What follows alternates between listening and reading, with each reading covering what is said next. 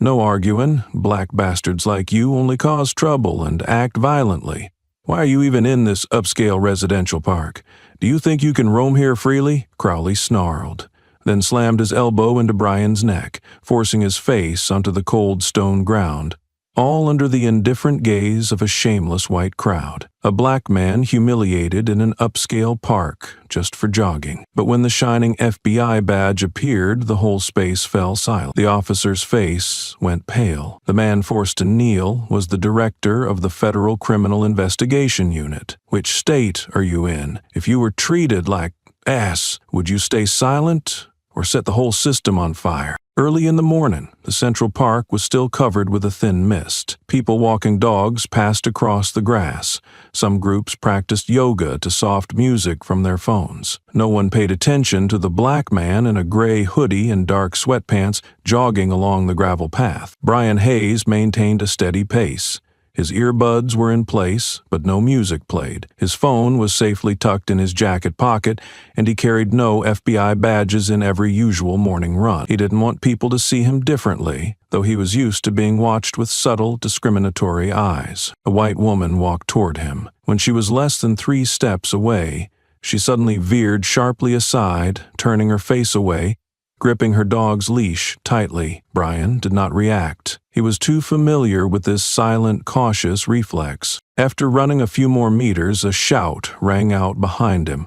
"Stop!" Brian froze and turned. A white police officer approached quickly. His uniform was neat, name tag, Crowley. His hand rested on his belt near his gun. "You just ran through an area with a complaint about suspicious behavior. Hands up." His voice was full of suspicion, with no hesitation. Brian raised both hands calmly. "I'm doing nothing, just jogging. No arguing. Black guys like you only cause trouble with violent behavior. Why are you in this upscale residential park?" Crowley stepped forward, elbowing Brian down, forcing him face first onto the gravel. "I'm not carrying anything." "No weapons," Brian said slowly, not resisting. Crowley pressed harder on his shoulder, knee on his back. Brian's breathing slowed.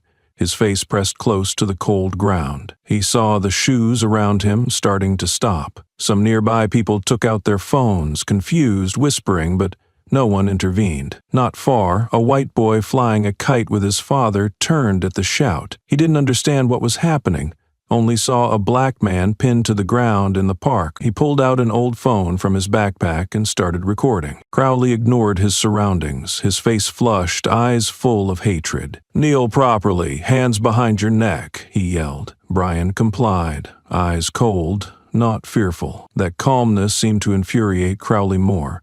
Then, without warning, Crowley kicked Brian hard in the shoulder. A brutal, decisive kick, all his strength behind it. "We're tired of you thinking you can do whatever you want," Crowley shouted. Brian kept his balance after the kick, didn't fall completely. He lifted his head, silent. But that gaze, looking straight at Crowell, made Crowell freeze for half a second. No one knew. The man kneeling there was no ordinary citizen. The crowd began to stir. A red-haired woman filming shouted, "He didn't do anything wrong. Everyone record this. Stop being silent." Others raised their cameras.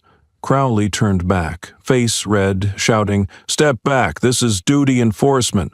Obstructing an officer is illegal." He yelled, not for security, but to cover his growing unease. Brian did not react. He knelt as ordered, hands behind his head. From start to finish, no resistance. His eyes showed no fear or anger, only a cold depth, as if observing a wild creature screaming because it was caught. When Crowley bent to handcuff him, Brian said, firmly, "Do you know what you just did?" Crowley hesitated. Brian spoke clearly. "I cannot be a suspect. I am the director of the Criminal Investigations Division.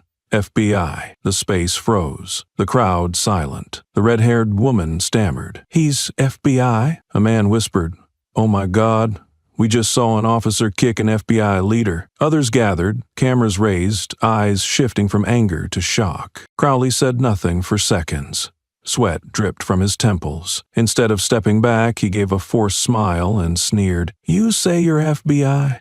A black guy kneeling in the park wearing a shabby hoodie, no badge, no weapon, no witnesses. You think I'm scared of that? You think that name tag will make anyone believe you? He glanced at the crowd, then continued. An old black guy can only be a troublemaker or an imposter. No one answered. The air thickened. Brian stood without waiting, badge held firmly before Crowley. A final reminder. This is not over. His voice was cold. Calm. Crowley stepped back.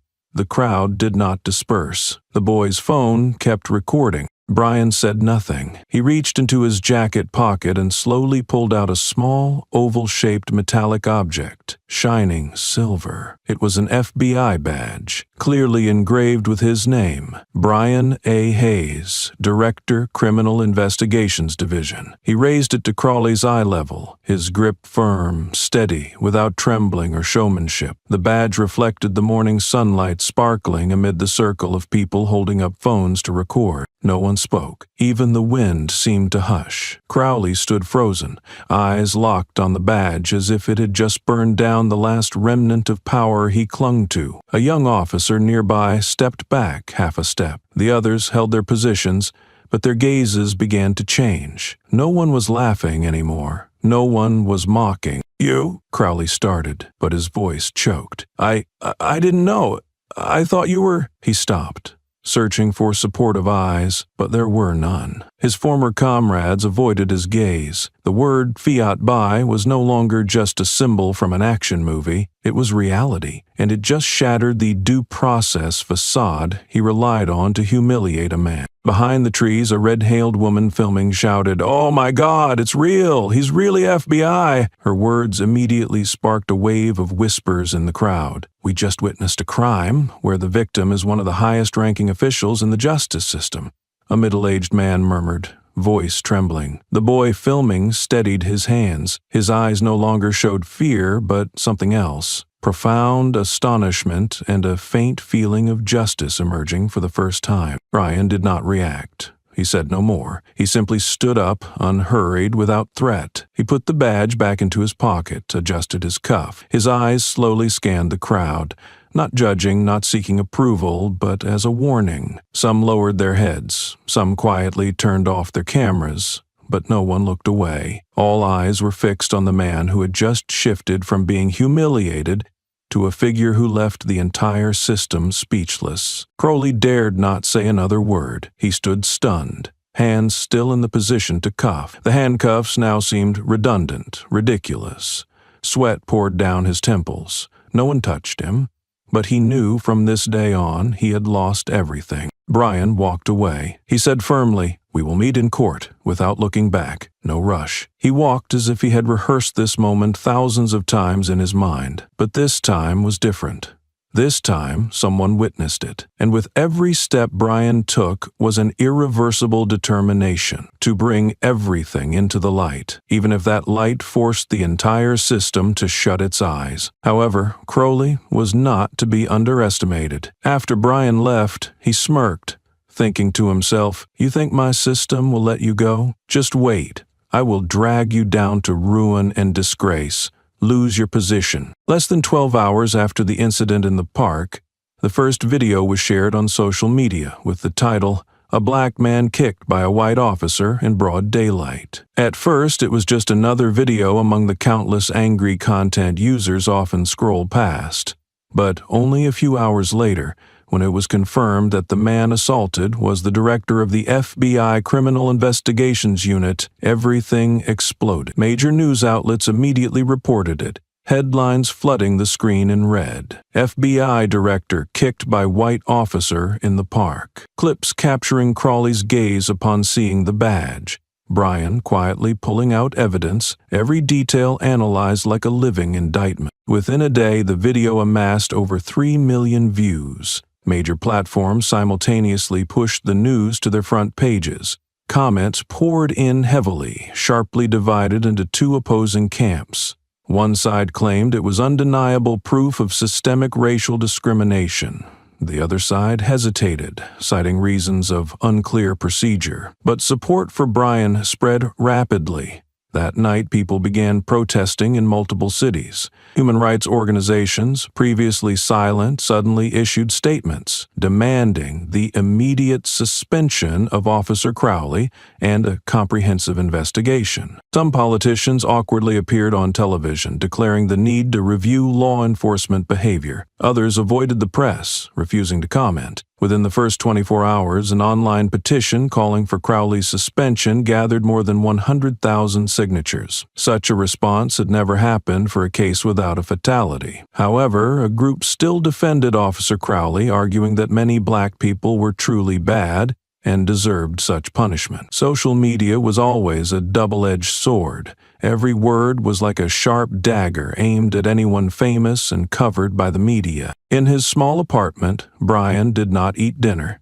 He did not turn on the TV, nor touch his phone. He sat by the window, the dim light casting an oddly calm face. In his hands was a copy of an old file. The cover creased, the case name almost faded. It was one of dozens of investigations he had followed for years. Cases where those in power escaped punishment simply because no one saw, no one recorded, and no one could force the system to speak out. He turned each page slowly, as if reading his own life again. But this time, what rose in him was not anger. It was something else, colder, deeper, determination. No longer waiting for the system to fix itself. No longer believing in internal reviews. He made no statement to the press, wrote nothing on social media, posted no personal declaration. There was only one thing he did. He opened the worn investigative notebook and wrote a line. This time, I will not stop halfway. The light in the room stayed on late into the night. Outside, protesters began to grow in number,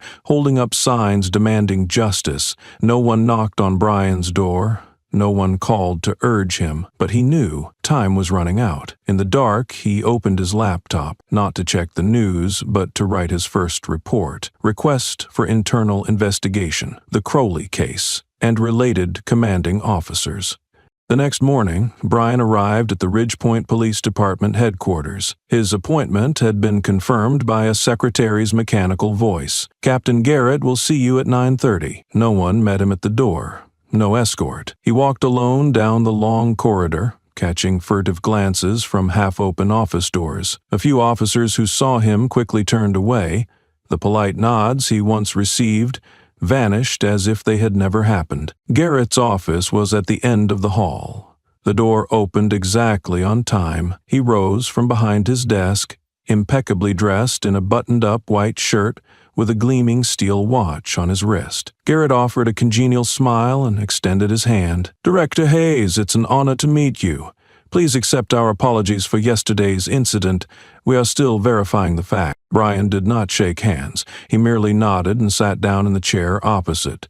Garrett withdrew his hand without expression and turned toward the coffee machine. I understand the media reaction has been somewhat excessive, Garrett began in a calm, courteous tone. We regret the situation you experienced, but as you know, some actions at the scene may have been misinterpreted. Officer Crowley may have reacted hastily, but we must review all the data before drawing any conclusion. Brian remained silent.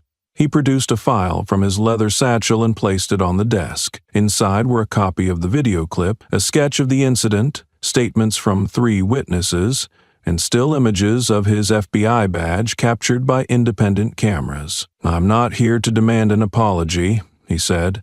I'm here to request an independent investigation, not handled by your internal affairs but by a third party appointed by the Department of Justice. Garrett offered a polite chuckle and shook his head. Mr. Hayes, you know the process.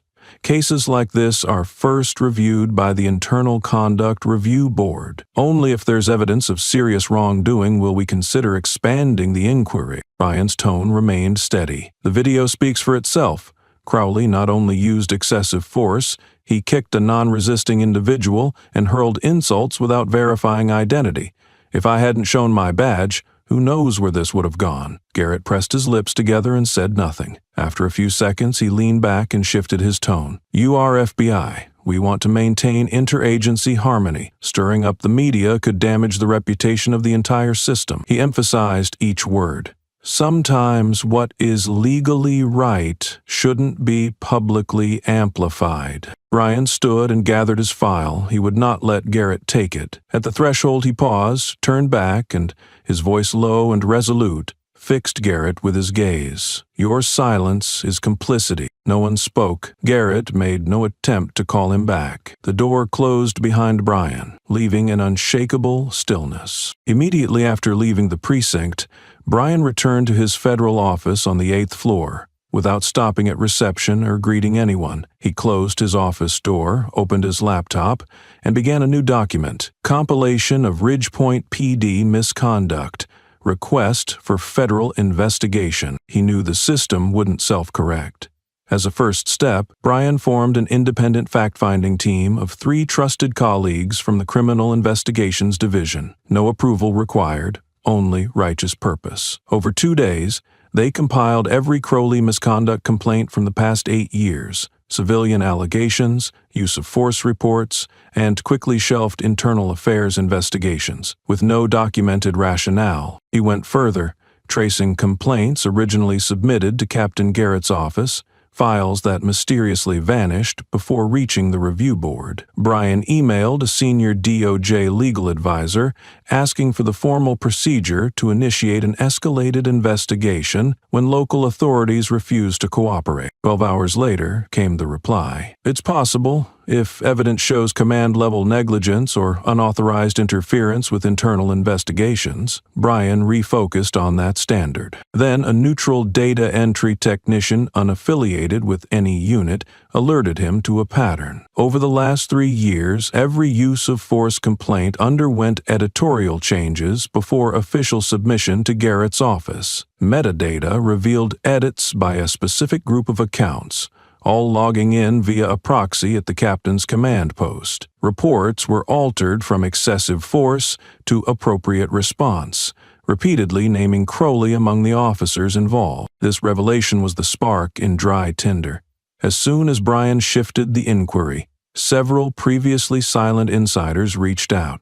Not many, but enough to start a ripple. Personal email tips, off-the-record statements, brief audio recordings, just enough to prove a cover-up. One of the first was a county prosecutor who'd been threatened while handling a case tied to Garrett's officers. She contacted Brian, requesting to submit her original file, removed from court 3 years ago. I've kept it, she said, not out of fear, but waiting for the right person to demand it. Brian felt no anger, no room for emotion, only clarity. The system's rotting core was finally exposed. This wasn't just Crowd's case anymore. It was a structure built on mutual protection through silence, sham procedures, and empty rules. He opened a fresh document and typed the opening line of the most comprehensive report of his career. Federal Investigation Proposal, Captain Garrett Case. Evidence of systemic internal manipulation and negligence. The FBI's electronic archives aren't on the ground floor, nor protected by a steel door like in spy movies. They exist within a grid-style internal network,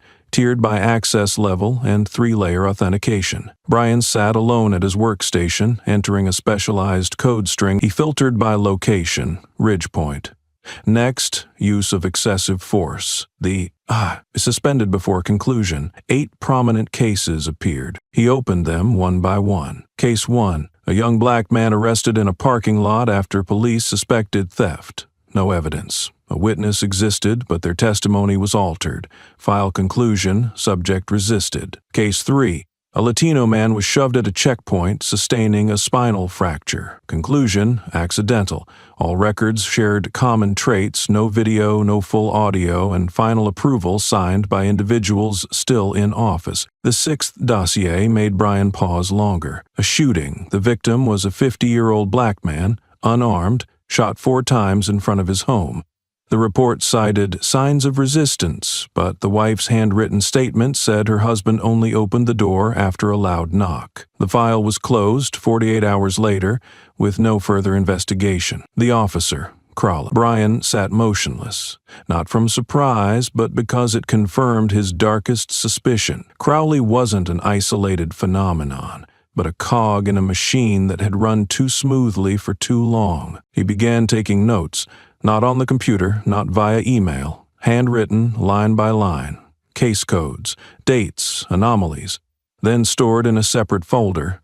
Each copy was encrypted and locked in his personal safe. He knew that if he revealed them too soon, he'd not only be unprotected but face retaliation. He had to be solid, airtight, and unmistakable. A soft knock sounded. His assistant entered, saying little, placing a thick dossier bound with a rubber band on the desk. A handwritten note read, "This is all I could get without raising questions." Brian opened it to find copies of internal investigation reports, many stamped unreleased, showing initial conclusions unfavorable to the police, later amended. He looked at his assistant, who offered a slight bow, aware of the weight he carried. No thanks were spoken, but it was the first sign that not everyone in the system was innocent. A few, though cautious, had begun to shift, not because Brian convinced them, but because they could no longer pretend. Change didn't arrive en masse, it came quietly,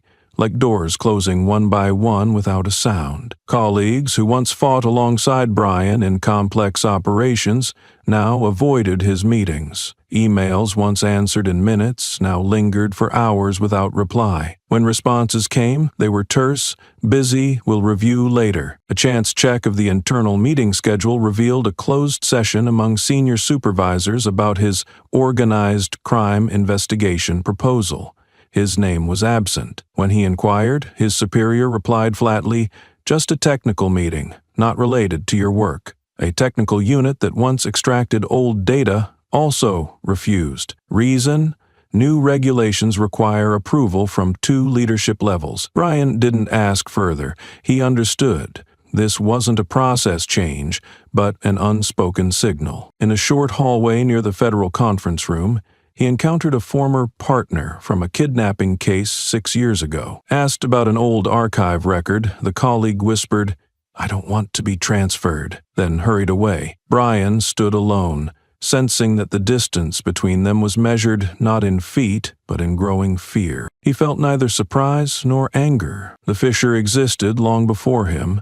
He merely struck its weak point. What concerned him wasn't the silence, but how the system shielded itself, not with open resistance, but by tightening every screw, sealing every gap, as if repelling a foreign body. That evening, Brian sat alone in the dark office. He opened his old investigation notebook, flipped to a blank page, and with a black pen wrote and underlined twice, "Don't expect anyone to stand by you. Let the truth stand." No pats on the shoulder, no applause. Yet in that silence, he knew. Every real movement begins quietly, and once you reach the deepest layer of silence, either you'll be suffocated by it, or you'll force it to reveal the truth. On a gloomy afternoon, the light from the computer screen was the only thing illuminating Brian's tense face. He was reviewing internal files, focusing on cases with signs of misconduct that had been closed prematurely or handled internally without prosecution. A file appeared under the section "Internal Conclusion No Further Action," the officer's name, Jack Crowley. Brian frowned. This file was not part of the cases he had been reviewing, but the name was unmistakable. He opened the file, and memories flooded back immediately. The incident happened 4 years earlier, in a parking lot on the west side of the city. The victim was a 19-year-old black youth with no prior record, arrested for suspicious behavior. Surveillance cameras at the scene recorded the entire incident, showing the young man did not resist but was still thrown down, suffering a shoulder injury and needing emergency care. Crowley was the officer who filed the report. His report stated the suspect was uncooperative, forcing the officer to use restraint. But footage from a nearby store showed the opposite. Crowley actively approached and grabbed the victim by the collar as soon as the young man asked why he was being detained. The internal affairs team at the time clearly concluded Officer Crowley showed signs of inappropriate use of force. Recommendation for Level 2 discipline, suspension, transfer, or contract termination. Brian, newly appointed as Deputy Director for the Eastern Region, had the authority to approve this recommendation. He recalled the meeting that day. Crowley was summoned to the office. He sat upright, spoke little, but did not avoid eye contact.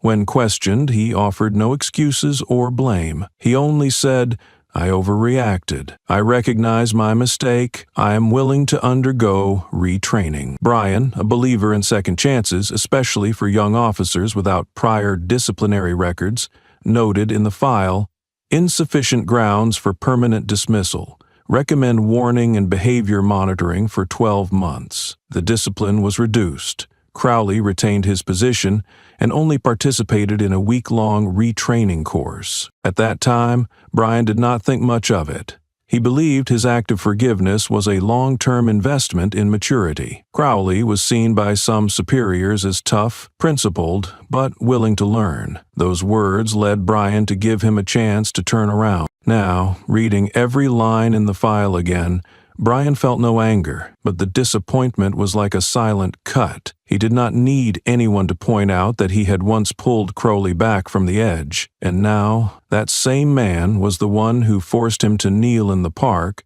before cameras and hundreds of witnesses, not because he did not know who Brian was, but because he did not think it mattered. Brian closed the file, gripping his neck, eyes staring into space. Years of believing in change, believing in goodness that can correct mistakes, were torn apart by a simple truth. Some people never want to change. The last thought echoed cold and clear in his mind. Sometimes, the one who pushes you down is not the enemy, but the one you once reached out to pull up. Brian sat silently in his office, the desk lamp shining down on the old file he had just read for the third time. The memory of that day, 4 years ago, returned vividly enough to send chills down his spine. Crowley sat upright, steady-eyed, with a demeanor just enough to inspire trust. Brian had believed that the man before him, despite past mistakes, could still change, believed that a chance could save a person. In the file, his own handwriting clearly stated, "Do not dismiss.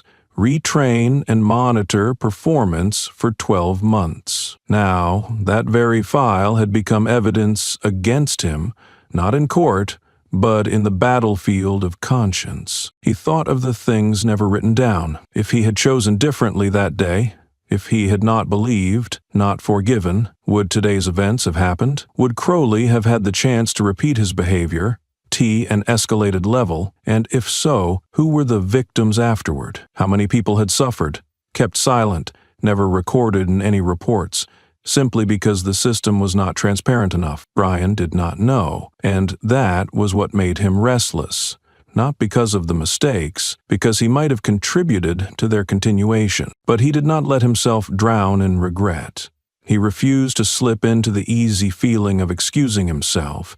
He took back the file, marked the points to be disclosed, and prepared documents to submit to the independent review committee. Nothing held back anymore. No personal trust prioritized over organizational rules. This time, he chose justice, not because the system demanded it, but because he owed it to himself. In a closed meeting with the Department of Justice advisor, Brian opened the file, placed it on the table, and pushed it slightly forward. His voice was steady, devoid of anger. "Start with this. If I was wrong to trust him, then the system is wrong to place forgiveness in the hands of someone without oversight mechanisms." The counterpart did not respond immediately, but it was unnecessary. That statement was enough to establish the stance and a new direction for the entire case. That evening, when he returned home, Brian opened his personal diary. The notebook had accompanied him since his days as a district investigator, each page a testimony, a case,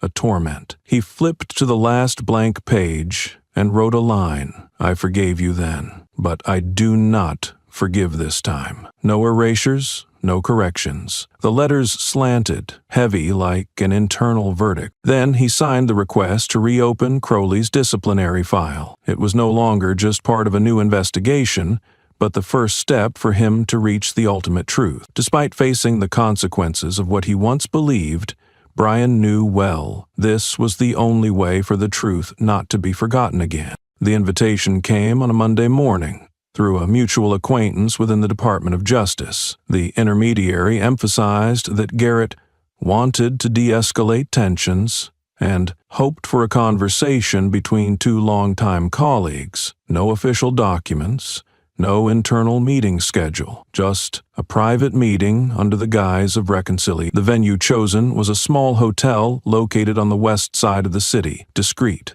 not affiliated with the police department, nor near the administrative headquarters. A private meeting room, soundproof, with no permanent staff. Everything was arranged for safety and privacy, according to the intermediary. The reason sounded plausible, but the timing was too convenient. Brian had just released part of a preliminary investigation, the first signs of forced confessions and internal record tampering under Garrett's tenure. Immediately after, the invitation was extended. He sat in his office, looking at the simply printed invitation card without any official logo. The coffee on the table had gone cold, but his mind did not slow down. Garrett was not the type to invite someone for a casual talk. If he wanted reconciliation, it meant he wanted to control something, either the narrative, the evidence, or both. He folded the card and put it into his briefcase.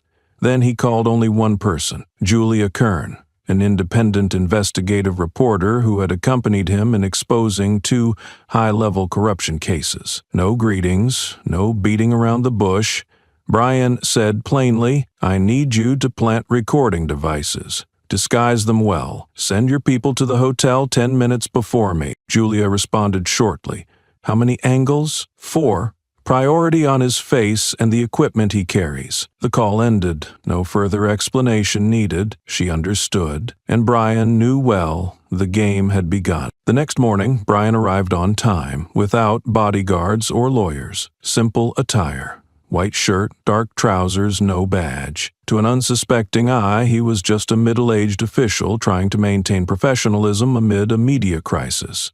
Garrett waited outside the meeting room. His face was different than usual. No coldness, instead a polite smile, hand extended in friendliness. "I'm glad you came, Brian," he said, his tone moderate, as if Brian's investigation was a misunderstanding at a wedding party. Brian shook his hand but said nothing. He only nodded slightly and stepped inside. No hotel staff, no witnesses. On the meeting table, only a bottle of mineral water, 2 glass cups, and a small black recorder labeled guest recording device. But with Brian's experience, a quick glance revealed it was no ordinary recorder.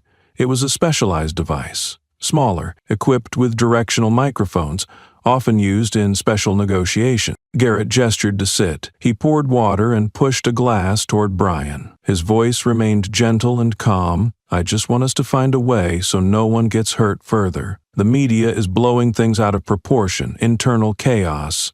I believe that among those who understand the system like us, we can still sit down together." Brian did not touch the water, nor interrupt. He sat quietly, eyes fixed straight, and did not look away from the corner of the table where the recorder sat under the ceiling light. Garrett was starting his game, but Brian knew clearly he was not the only one holding cards. Garrett began with vague stories. The system was chaotic, officers were discontented, and public opinion was divided. He used loss of trust instead of misconduct. He said process instead of cover-up. In every sentence, he tried to keep the image of a noble commander, someone bearing responsibility for his subordinates. Brian did not interrupt, barely reacted. Each time Garrett paused, waiting for a signal, Brian only nodded slightly or remained silent. Garrett began to lose patience. "You know I'm not the cleanest guy," Garrett said, voice lowered, "but I've kept this system from collapsing,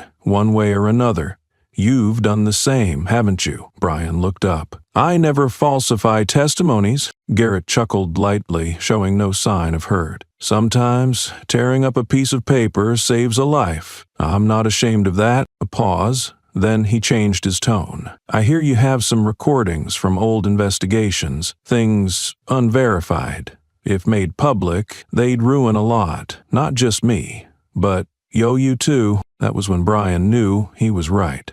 Garrett was trying to pressure him into compromise, luring him to back down by implying the risk of both sinking. "You still have a chance," Garrett continued, hand near the recorder. "Withdraw from the public eye. Stop releasing the documents. I'll take just enough responsibility. No one goes to jail, no one loses face. Brian looked straight into his eyes. Exactly what are you proposing? Take a step back. Let me handle the rest. I've cleaned up messes more complicated than this. The recorder was still running, but Brian knew well that device was not the real evidence.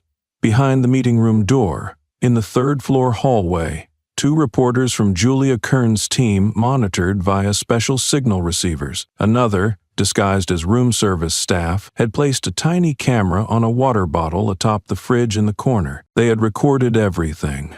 Every leading question, every time Garrett tried to set a shared fault trap, and the final moment when Garrett said, "If you stay stubborn, I can't guarantee you'll keep your position or your reputation." Brian smiled, the first smile throughout the meeting. "You have the right to try." He stood up, said no more, gently folded the draft paper, put it in his pocket, and walked out. Garrett stood, called after him something, but was cut off by the door closing. 24 hours later, a short video was released on an independent channel managed by Julia's team.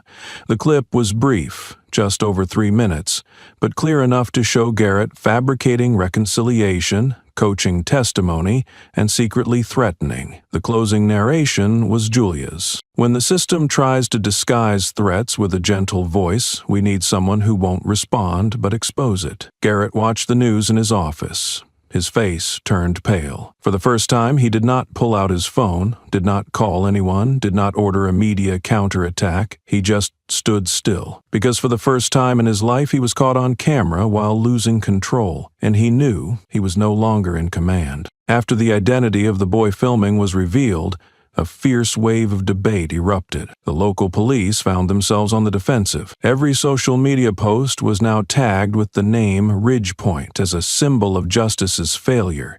But while the media focused on the Peterson family, Brian remained silent. He did not make statements. He refused interviews. Yet inside his office, he quietly sketched out a new diagram. A map of those who had stepped out of the system with eyes still able to look back. A list was compiled. Names of administrative staff, data technical teams, those unarmed but who once held pens that recorded an era of concealment. That morning, Brian's encrypted personal inbox received an anonymous email. The subject line contained just 6 words. "Don't let it all get buried." The message was a short paragraph, so brief it could not be shortened. Garrett personally destroyed records when someone sued Crowley for violent conduct in 2020. The originals were not destroyed. They remain in the old basement archive. File code 7C414. The entrance is now locked. Brian immediately forwarded the content to the technical team to check metadata, IP routing, and anonymizing layers. No results. All traces were clean, as if carefully wiped before sending. But one thing could not be hidden: the writing style. Terms like destroy transfer, file code, or old archive floor, not phrases used by journalists or ordinary people. This was internal notation, commonly used in personnel management and administrative archiving. Brian quickly jotted a line in his notebook. "Sender is a former Ridgepoint administrative staff member, no longer active, possibly still has access rights." At noon, Brian convened a secret meeting with just 2 people, Maria Jennings, Deputy Director of Investigatio SS, and the lawyer responsible for data expertise. "I'm going to the police department tomorrow afternoon, under the name of a federal legal advisor inspecting archives, per the Administrative Data Protection Act. I need a paper order sufficient so no one asks too many questions, but also enough to open inactive areas." Maria frowned. "You plan to go alone?" Brian nodded. "That was my place. If I bring others, they will be cautious." The next afternoon, the plan was set. An unmarked federal vehicle transported Brian to the administrative building of the Ridgepoint Police Department. In his hand was a hard file, not only a survey order but also a color printout copy of the anonymous email. Before stepping out, Brian handed the copy to Maria. His voice was slow, firm, and cold. "If I don't return within 2 hours, consider this the first piece of evidence, and find the sender. They are no longer anonymous." Aria tightened her grip on the papers. She did not ask more, did not stop him, only watched the back of the man walking into the building that once tried to break him. This time, with a single goal, to redraw the boundary between destroy, transfer documents, and living evidence. In Brian's mind, only one number remained, 7C14, and behind it, the first truth, never spoken. Brian walked down the narrow passage behind the old administrative archive room. This basement area had once been managed by the logistics department, now closed and replaced by a northern digital data warehouse. But no one removed the old lock, and Brian, who had signed off the handover process, knew exactly where files not yet scanned into the new system were kept. The door was locked with a mechanical code. No electricity, no cameras. He punched in 4 numbers, 8714, the last access code for the paper record system before Garrett took over. A soft click sounded. The door opened with a musty, moldy, cold metallic smell, like a cellar rejected by history. Brian switched on a wrist-mounted flashlight. Rows of old steel filing cabinets appeared, reaching the ceiling. Each row was coded by decade, from 1995 to 2021. He quickly scanned the compartments marked 7C. The last compartment on the right bore the label 7C14, the number from the anonymous email. The mechanical lock was still intact, but the screws showed signs of having been tightened again. Someone had opened it and tried to close it tightly afterward. Brian used a multi-tool to open the lock. Inside was a hard file bag wrapped in a moisture-proof pouch. The outside bore no name, only a faded barcode sticker. He opened it. Inside were 1 handwritten testimony, 1 crime scene inspection report,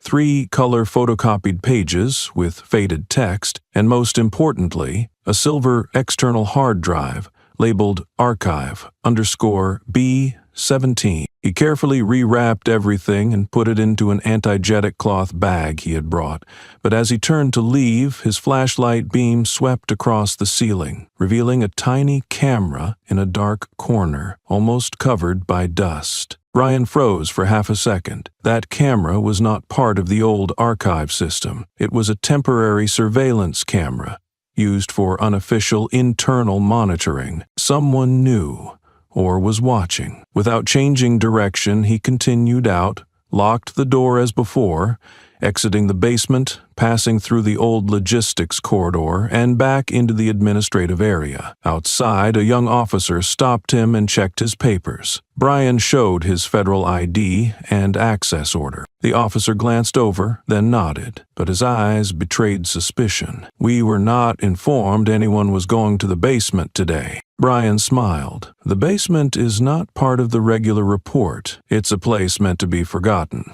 isn't it?" He turned and walked away, not letting the officer ask more. As the vehicle moved off, Brian said nothing. He lightly touched the hard drive's case, its cold metal feeling like a silent heartbeat in the dark. That night, in his private office, Brian and Julia connected the hard drive to an isolated, secure system. Inside were 14 folders, coded by year and file number.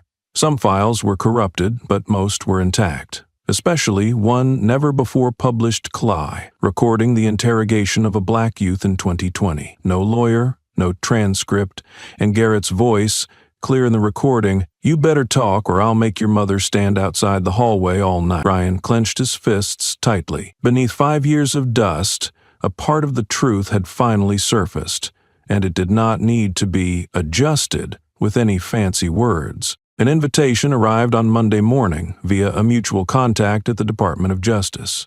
The messenger emphasized that Garrett wants to de-escalate the tension and hopes for a private discussion between 2 longtime former colleagues. There was no official memo, no internal meeting notice, just a one-on-one session under the guise of reconciliation. The venue chosen was a discreet small hotel on the city's west side, unconnected to the police department and far from any government offices. A soundproof private conference room with no permanent staff had been arranged for security and privacy, according to the intermediary. The reason sounded plausible, but The timing was too perfect. Brian had just released preliminary findings, initial signs of coerced confessions, and erased internal records under Garrett's command. Immediately afterward, the invitation came. He sat at his desk, staring at the plain invitation card bearing no official logo. His coffee had gone cold, but his mind raced. Garrett was not one to invite someone out of courtesy. If he wanted a meeting, it meant he was trying to control something.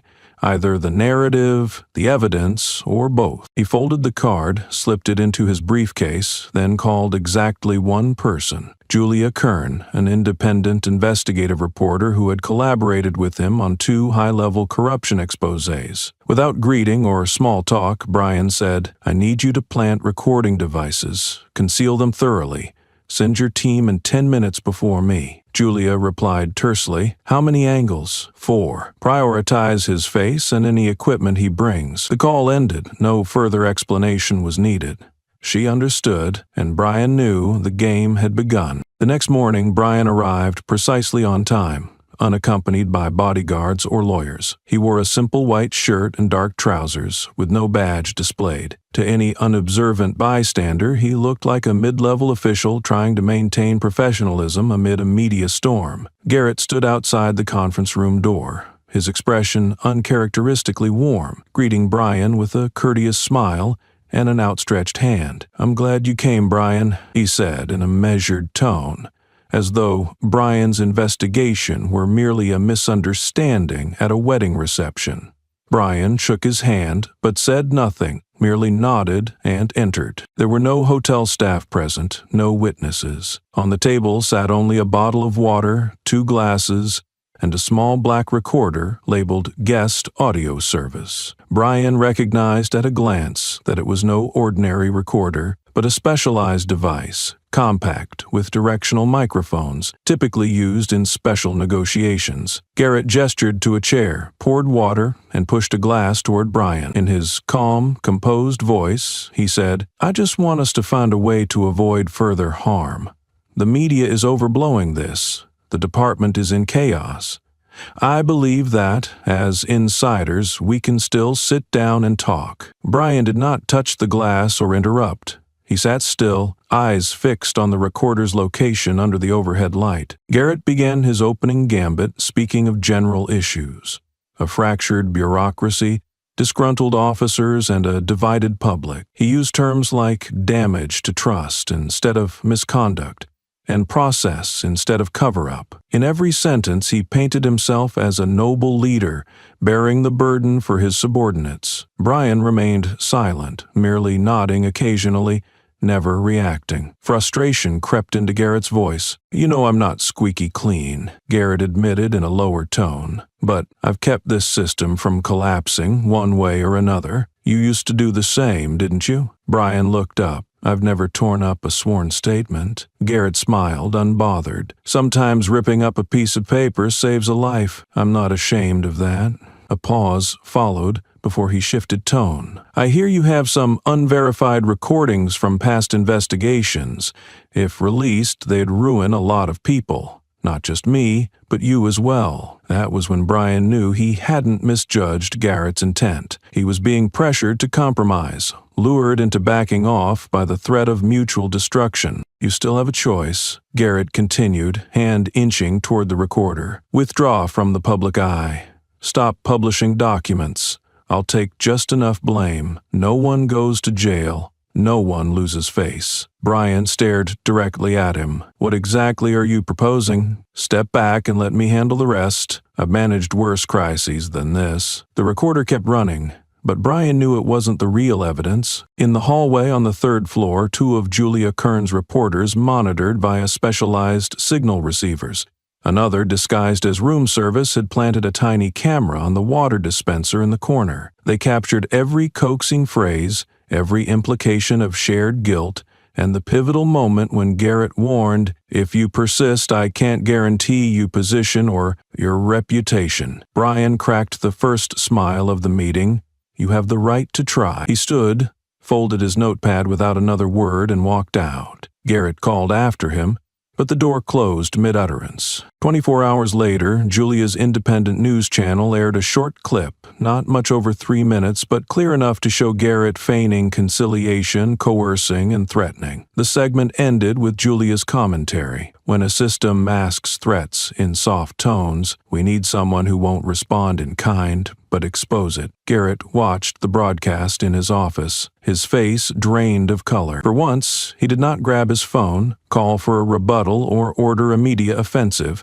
He simply stood still, because, for the first time, he had been filmed losing control. He knew then he was no longer in charge. The old digital archives at Ridgepoint Police Department sat tucked behind the dilapidated administration building, seldom mentioned in official systems. On paper, all data had been transferred in 2021, when Garrett took command. But Brian used to work there. He remembered clearly. Some hard drives weren't migrated because they were too large or not yet approved for circulation. Some were sealed, others deliberately forgotten. That evening, Brian arrived at the old building's gate. No patrol car, no escort. In plain clothes and a baseball cap, he carried a bag containing a laptop and a specialized data reader, tools Julia had provided earlier. Inside, he also brought a pristine white hard drive, never connected to the internet, to copy anything left behind. The building was pitch dark, but the side gate still used its old mechanical code lock. Brian entered the maintenance code he'd used as a crime scene inspector. The iron door swung open with a dry click, like a long-forgotten sigh. He walked down the corridor to the basement, once a mixed physical and digital data vault. Faint sensor lights flickered as he moved, and the air smelled of paper dust, rusty metal, and old preservative chemical. He located row 3 of cabinet 3 and found a small safe secured by a 3-digit mechanical lock. 1 turn, 2 turns. On the third, his hand hesitated for a second, then clicked into place. The door swung open. Inside lay an old matte deck portable drive labeled in pencil B12/Arch. No barcode, no electronic record number, meaning it had never gone through any official storage process. Whatever was inside might never have been touched, or no one dared touch it. He placed the drive in an anti-stomach pouch and wrapped it carefully. As he turned to leave, he heard a faint sound from the staircase, like someone shifting or stepping back. Brian didn't look over his shoulder. He knew the best reflex now was to remain calm, as if he had heard nothing. He retraced his steps, walking steadily without stopping at any junction, without checking behind him. At the side exit, he re-entered the code and closed the iron door as gently as he could. Everything felt like a routine maintenance check. Only when he sat in his apartment, plugging the drive into an independent backup station, did his hand tremble for a few seconds. The directory tree appeared. Cryptic folder names arranged by year and case. Brian didn't rush to open anything. He merely noted the last folder's title, Review, with a simple annotation below, requested for deletion, awaiting Garrett's approval. His heart clenched. He didn't yet know exactly what he'd uncovered, but his instinct told him. This data wouldn't just aid the investigation, it could redefine the very nature of this system. In a windowless, secure room lit only by 2 large screens and a single desk lamp over a long wooden table, Brian and Julia sat facing each other. On screen, each folder opened in turn. Lines of data scrolled slowly, revealing names, dates, and silent case codes, rising like ghosts from the past. 14 cases in total, all from Garrett's first year as commander and spanning 6 years. Most had never been logged in the official system. Some marked handled internally, others lacking any case number, as though they'd never existed. Julia whispered, "This isn't just oversight. It's erasure." Every case shared one trait. The complainant was a person of color, mostly men under 30. Some had been arrested for vague reasons like disturbing the peace or failure to comply. But deeper scrutiny revealed something darker. Some cases had no evidence, only police statements, and the victims vanished. 2 deaths stood out. 1 inmate died in custody, reportedly by shoelace strangulation. Another died from jumping from a moving patrol car. Yet in an attached audio clip, an officer said over the radio, he was thrashing too much. 1 kick and it's done. Julia's voice trembled as she opened the next folder. internal clips labeled pending cut. They watched a senior officer forcing a woman to sign a withdrawal of complaint. He said plainly, "Sign it. We'll make sure your family wants for nothing." Brian murmured, "Promises like that," and paused, only surface when a truth is buried. Tension peaked when they opened the final file, Personal GX. Inside lay an encrypted ledger. Using Julia's decryption tool, they quickly decoded it. It listed off-budget payments, unaccounted for in official audits, funneled through a shell company's account. Next to each payment, Deputy Donovich, Deputy Rivera, Assistant Director Howard, all Garrett's trusted subordinates. Brian reflected, this is silence paid for. But what made him stop cold was entry 8, Jalen Brooks, deceased, a sophomore at Illinois State University. The name matched, and so did the year of death. Brian remembered the photograph a distraught mother had brought to a congressional hearing just months ago. She insisted, "My son didn't kill himself. I just want someone to investigate properly." Now there was nothing left to investigate. Everything was laid bare. Brian looked at Julia, his voice low but resolute. "We haven't just retrieved data. We've exhumed a graveyard." Julia fell silent. She knew from this moment on they were up against more than an individual. They faced a mechanism built on fear, silence, and the blood of those who knelt unseen. That night, the city press headquarters had no officially registered press conference, but when the name Brian Hayes appeared on the list of speakers, it took less than 20 minutes for the media to fill the entire third-floor corridor. Everyone knew this was no ordinary meeting, and Brian, wearing a simple white shirt, no badge, no title insignia, chose to enter silently, carrying a thin black briefcase and an external hard drive. He stood straight before the microphone. Behind him was a black curtain without the FBI logo or Department of Justice emblem, just a plain, cold wall. "I will not answer questions after this session," he said evenly. "What needs to be said will be within the next 6 minutes." No one stirred. Brian turned on the projector. On the screen was a summary table titled Concealed Evidence from 2016 to present. A video played, audio faint but clear enough with Crowley's voice. "We have orders from above. If there's a case, let Garrett review and decide." The phrase was cut but repeated twice. At the second minute, the video switched to a photo of an email bearing Garrett's electronic signature approving case closure, even though the internal inspector's conclusion stated further investigation needed due to signs of coercion. The entire room fell silent. Brian gave no explanation, no comment. He only showed another image, the 2018 case file, the victim, a 15-year-old black teenage R accused of carrying an illegal weapon. Attached documents included a photo of the G without fingerprint and a note crossed out faintly, evidence of unclear origin. A young reporter stood up. "Are you implying manipulation from higher-ups?" Brian replied simply, "I'm not implying, I'm disclosing." The atmosphere sank again. He stopped the video, turned off the projector. Everything returned to stillness. "I have sent all documents to the Department of Justice and the Independent Review Committee. I represent no faction. I represent only justice, the one abandoned by those in uniform." No applause, no cheers. Only rapid keyboard typing and flashing cameras. Brian closed his briefcase and left the podium without looking back. He did not expect a claim, nor did he want to justify himself. News spread within less than 10 minutes. FBI Eastern Region Director exposes concealed data, directly targeting police leadership. Crowley was suspended just 3 hours later.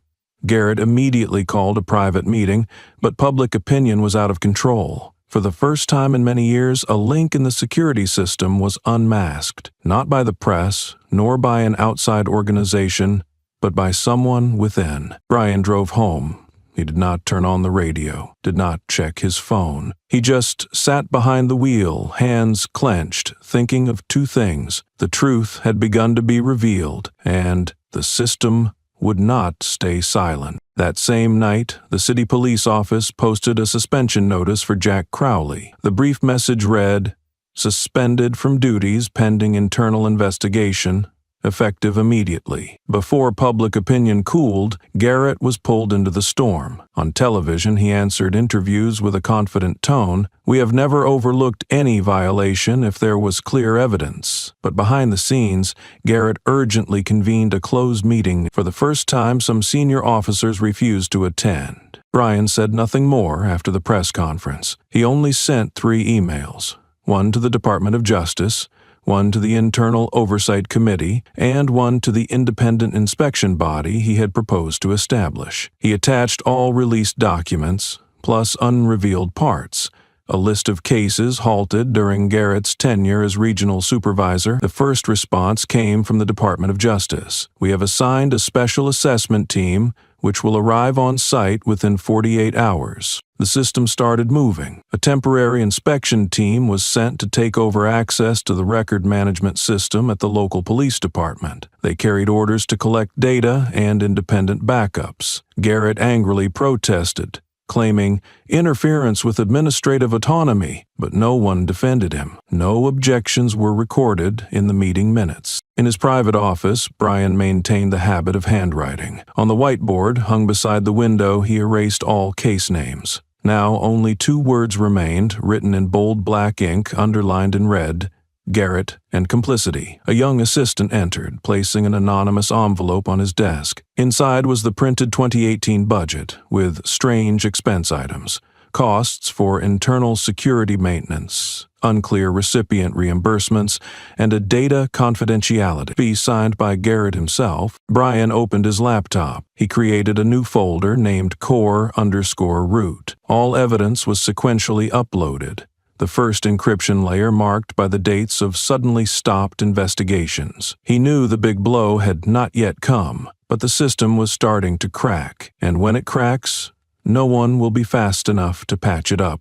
with lies. At the city council, members began to split. A councilman loyal to Garrett announced withdrawal from the upcoming hearing due to health reasons. Others openly demanded a federal inspection. The tension was no longer just between Bryan and Crowley or Bryan and Garrett, but between the true guardians of order and those exploiting it to conceal power. At the end of the day, Bryan received a single message from an unknown number. Don't just look at the person, look at the structure that raised them. He stared at the bright white screen, did not reply. His hand rested on his chest, where a badge once lay. Now it was a void. But the emptiness was not to forget. It was to change everything from the root. At 11:37 at night, Bryan's phone rang. The number was unknown, no saved name, no area code.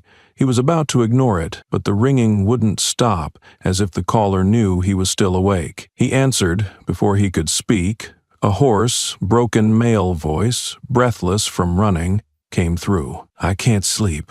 We need to talk. Meet me at the usual place." Just one sentence, but enough for Bryan to understand. The usual place was the parking lot near the South Ridgepoint station, where a controversial arrest took place 4 years ago. Back then, Crowley, still a lieutenant, had pressed his knee on the neck of a black teenager, almost killing him. Bryan witnessed it, but the files were wiped clean within a week. He didn't forget, and Crowley certainly hadn't. Half an hour later, Bryan parked at the edge of the lot, the streetlights dim.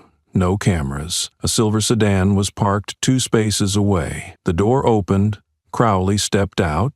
No uniform, wearing a faded gray hoodie, dusty sneakers, staggering like someone who just survived a nightmare. He did not shake hands. No beating around the bush. "I thought I was going to be eliminated," he said bluntly. "If I don't speak out, no one else will." Bryan neither nodded nor objected. He waited. Crowley looked around, then lowered his head. "I used to think you were the type of colored guy who liked attention. Liked TV, but I was wrong. Garrett, he's not just racist, he manipulates everything." His voice carried no defense, no excuses. He began to tell, slowly, bit by bit, like prying open a long-healed wound. The internal meetings where Garrett privately called a few trusted officers and ordered them to clean up nuisances, meaning if victims had no influential relatives, files would be retired. destroyed by hand, leaving no digital trace. If suspects had no lawyers, strong methods were used to push them to confess. Officers who protested would be transferred to high-risk zones, a euphemism for career death. Brian clenched his fists. Why stay silent all that time? Crowley looked up, eyes sunken. Because I was cowardly. I thought if I behaved I could keep my seat, my power, my pension. I thought silence was survival. He laughed bitterly. But then I realized that power didn't save me from the shadow I became. The yellow parking lot light shone down on the two once humiliated. One, once the perpetrator. Now they stood face to face, neither above the other. Only a prolonged silence remained, and a confession that could not be taken back. Crowley did not beg for forgiveness, nor seek sympathy. His eyes were only those of a man peeling away layers of lies he once used to cover his conscience. And for the first time, Brian did not see him as an office, but as a man fallen from the shell of power he once trusted as armor. The night wind blew through the lot, causing Crowley's faded hoodie to flutter slightly. He reached into his pocket, slowly pulling out a small object wrapped in black plastic. Not hurried, not trembling, like someone prepared for this moment long ago. This is what I once thought would protect me. Now, I have nothing to protect against. He handed Brian a small USB, no bigger than a thumb, but containing a dark memory of the system he once served. I backed it up from the old server, before Garrett wiped it clean. A raw copy. Incomplete, but enough to prove how he ran everything like a mafia on the payroll. Brian said nothing. He took it, checked the temporary seal. No sign of tampering. He wasn't lying, at least not tonight. What's in it? Brian asked, eyes fixed on the device. Arrest order, distribution logs, oral orders were never documented, and 2 recordings of closed-door commander meetings. Garrett thought he'd deleted them, but I had access before he reconfigured the system. He inhaled deeply. One of the 2 has my voice. I don't deny it. Brian looked up. The headlights reflected in his eyes, cold and resolute. You know you'll have to stand trial. Crowley nodded, not avoiding. I know. They stood there a while longer.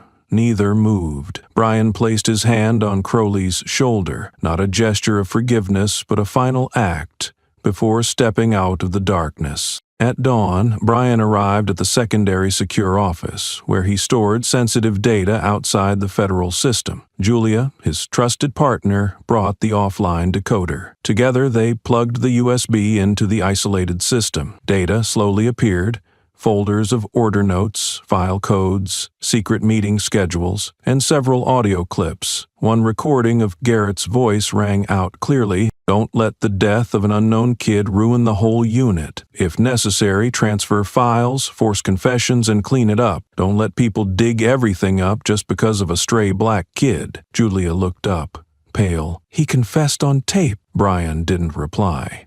He opened the second clip. An internal meeting and Crowley's voice surfaced. Then he protested. Not loudly, not harshly, but clearly. We can't do that to an innocent. There are limits to oral orders, sir. Garrett responded. Limits are defined by me. Don't like it? Get out of line. Julia fell silent. Brian closed his eyes briefly, then reopened them. He once protested, but then still did it. What will you do with him now? Brian was silent, then softly answered, no mercy. But he won't die in silence either. This truth must be brought to light, no matter who it comes from. Outside the glass door, dawn gradually rose, but the room remained silent. Only the soft whir of hard drives, the heartbeat of a system just beginning to awaken. The hard drive fit snugly in Brian's palm, but its weight seemed to bear down on the entire system. Crowley had kept it for years, not out of goodwill, but out of caution. And now, what once was a lifeline had become the evidence that could bring the whole system crashing down. Brian did not send it to the local prosecutor's office, nor did he trust the internal system. He walked straight into the Federal Department of Justice headquarters in D.C., demanding a direct meeting with the Attorney General. The appointment was arranged just hours later, but security was tightened.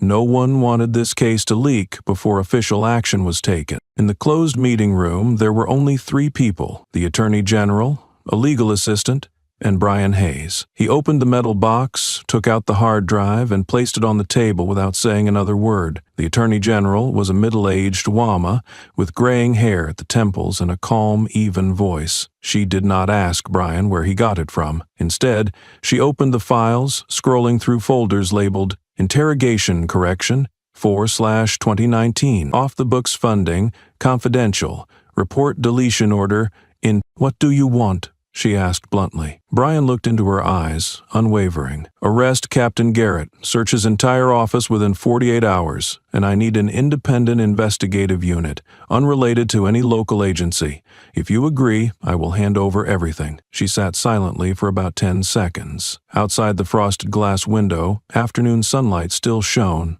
but inside the room, the atmosphere was thick with pressure. Finally, the Attorney General closed her laptop and concluded, "We will not allow anyone to wear the uniform and dishonor the law any longer.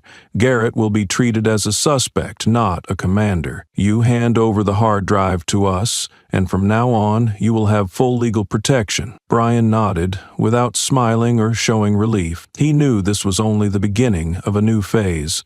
More tense, more intense, he handed over a second USB, a backup copy, then stood and left the room. As he stepped into the hallway, his phone buzzed in his pocket. A message from an unknown number. "I know what you just did, but Garrett is more than just a facade. Be careful." He turned off the screen and continued walking. Ahead was the elevator. Behind him was a system fracturing piece by piece, and for the first time, it began to crack loudly. At 7 in the morning, a black, unmarked SUV stopped outside the Ridgepoint County Police Headquarters. Garrett had just entered his office when he was stopped in the third-floor hallway. 2 federal agents presented an arrest warrant issued by the Department of Justice, signed directly by the Attorney General the night before. Garrett did not resist. He froze for a few seconds, then raised his hands. Cold No-8 handcuffs snapped shut without warning. All this happened before dozens of subordinate officers who had long regarded him as the symbol of absolute power. No one spoke. No one stepped forward. Within less than 30 minutes, an emergency search warrant was executed. A special task force of 3 investigators, 2 technicians, and 1 federal prosecutor was dispatched to thoroughly search Garrett's office. From desks, safes, server hard drives, to locked drawers containing documents sealed for years. The first item found was an encrypted notebook hidden under the bottom of a chipped plywood drawer. It listed 26 internal, off-the-record expenses associated with initials, among them JC and TH, matching 2 officers who were abruptly transferred after internal investigations. Next was a black and white printed document clipped inside an unlabeled folder. The content was a 2020 testimony record in which original answers were crossed out and replaced with statements aligned to the official investigation's conclusion. At the bottom of each copy was Garrett's electronic signature, stamped Urgent Approva, indicating his direct role in coercion and report alteration. The final blow came from an old USB hidden in a paperclip box. Its data was an audio recording of an internal meeting where Garrett declared, "I don't care about right or wrong. My job is to keep this department out of the press. If I have to sacrifice a few pawns to protect the board, I will." The recording ended with a hand slamming on the table and a trembling voice replying, "But those are human lives, sir." When the search results were sent to the federal headquarters, the Attorney General left a brief directive. Move to long-term detention. Submit indictment files at the federal level. In the high-security detention center, Garrett remained utterly silent. He refused a private lawyer, did not answer reporters, and never mentioned any accomplices. Only once did he speak when the warden asked if he needed anything else. A blank sheet of paper and a blue ink pen. "Not to appeal. I need to write something. Final." At the Ridgepoint Police Headquarters, a heavy silence enveloped the place. A young officer named Willis, personally recruited by Garrett, quietly removed his badge from his uniform. placed it on the duty desk, and turned away without a word, a small gesture but signaling cracks spreading from within the system. No gunfire, no desperate chase, but the entire system was collapsing, layer by layer, and for the first time no one hurried to cover it up. The hard drive lay inside a cold gray metal box. Crowley said nothing as he handed it to Brian, merely nodding. His face had grown dark and hollow, nothing like the man who'd once shouted and kicked a black man to his knees in the park. Back in his office, Brian placed the box on his desk and stared at it, as if weighing an unexploded bomb. He knew that if he handed this data to the county prosecutor's office, it might vanish or be accidentally corrupted. Garrett had allies at every level. One wrong pair of hands, and it was over. He opened his phone's priority contacts and called the one person who still had true authority and independence, the U.S. Attorney General. An hour later, her secretary confirmed, "Mr. Hayes, the Attorney General will meet you at this afternoon's closed session in D.C." The meeting took place in a small soundproof room on the Justice Department's third floor. No press, no tech staff, only the Attorney General, her legal advisor, and Brian Hayes. Brian set the metal box on the table without a word. The Attorney General, a silver-haired woman with piercing eyes, eyed it for a moment before opening it. Inside were classified documents, redacted reports, and off-the-book transfer logs bearing Garrett's own electronic signature. "What do you want?" she asked. Brian answered without hesitation. "A warrant for Captain Garrett's immediate arrest, a full search of his office within 48 hours, and an independent task force with 0 personnel, drawn from state or local law enforcement." The Attorney General was silent. Her advisor tapped through case numbers on a laptop in the hush of the room's ventilation. After a few minutes, she closed the computer and said firmly, "Garrett is a major link, but not the only one. I agree to your request on one condition. You will continue to support the expanded investigation." Brian nodded. "I never planned to withdraw." The meeting ended swiftly. The emergency order was issued that night. The hard drive was sealed and transferred to the High Security Investigation Unit. As he left the building, Brian's phone buzzed with a message from an unknown number. No name, no signature. Garrett isn't just a surface layer. He has roots. He switched off the screen and tucked his phone into his jacket. The night air in D.C. was cold and dry, nothing like Ridgepoint's humid heat. Yet the real chill was coming from inside the system, and he knew this would not stop with one man. At 9 the next morning, 4 unmarked black SUVs rolled quietly up to Ridgepoint Police Headquarters. A federal task force streamed into the administrative wing bearing the arrest warrant and search order signed personally by the Attorney General. No sirens, no warnings, just decisive action. Garrett stepped out of his morning briefing to find 2 agents raising their badges. He blinked in surprise. "Is there some mistake?" He half smiled. The agents said nothing. They read him the charges and cuffed him. Not a single officer in the hallway spoke. Those who used to call him sir stood silently as he was led through the front doors, head bowed, but face composed. Meanwhile, another team unlocked and raided his private office. Every document was sealed, computers had their hard drives removed, and the safe was opened with codes extracted from internal records. In the deepest drawer, agents found a worn leather notebook detailing irregular expenditures, each line initialed with encrypted shorthand, JCRHDM, matching 3 officers involved in sudden transfers after internal complaints. They also uncovered an unmarked brown folder containing witness statements from 2020 to 2023. What stood out wasn't the content, but handwritten margin notes, crossed out passages replaced with rationalized conclusions, each page stamped with Garrett's electronic signature and an emergency approval code. The coup de grace was a small USB hidden in a paperclip box. When plugged into a secure workstation, it revealed a 40-minute internal recording of a closed-door meeting between Garrett and unit heads. On it, Garrett declared, "I don't care about right or wrong. We have one goal: to protect this department's reputation. If that means burying subordinate officers, so be it.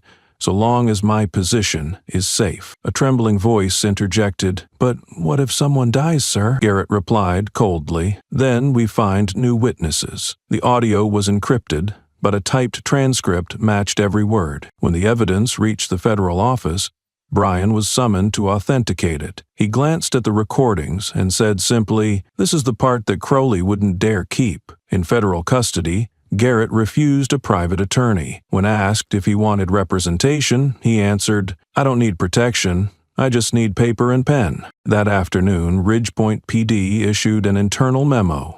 Any officer named in Garrett's notebook would face independent review. Some voluntarily resigned. Lieutenant Willis, promoted by Garrett 3 months early, stripped off his badge and walked out without looking back. No one spoke, and no one intervened. The precinct felt like the aftermath of an explosion. No blast, but the smoke still lingered. Brian received the final report near dusk. He didn't smile. He simply said, "A system doesn't collapse on its own.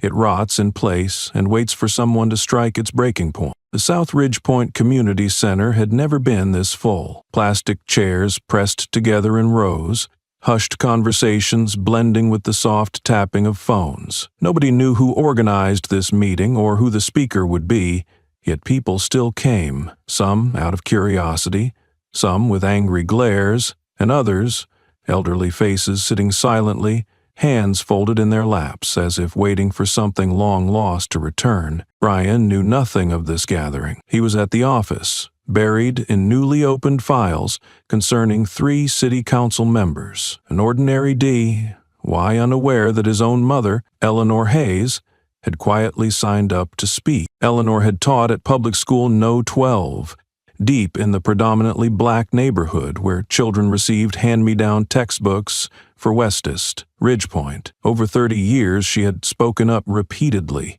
about funding allocations, about unfair treatment of students of color, but her requests were dismissed as too sensitive or inconsistent with district priorities. At 58, she had accepted a voluntary retirement from the school board. Since then, she lived quietly in a small house, never in the news or community groups, only tending her garden and caring for her cats. Today, she wore a gray, ankle-length dress, a worn wool cardigan, and an earth-tone headscarf. When she stepped to the podium, there was no applause. Few recognized her, but she stood tall, set the microphone on the table, and spoke in a calm, clear voice. "I don't need an amplifier. I've spoken to more than 2,000 child Rionan. This voice, that's enough." She did not mention her son's name, nor praise his position or reputation. She told stories, measured, without melodrama. She spoke of parent-teacher meetings she was not invited to because the school already had enough community representatives. She recalled trying to rent a house downtown, only to be denied for insufficient credit history, though they owed nothing. She described walking 3 blocks to teach because the bus service in her area was suspended. And she shared how people like her chose silence and endurance so their children could live without being held back. She paused and scanned the room. Some bowed their heads, others held their breath. "I am not speaking to defend Brian Hayes,"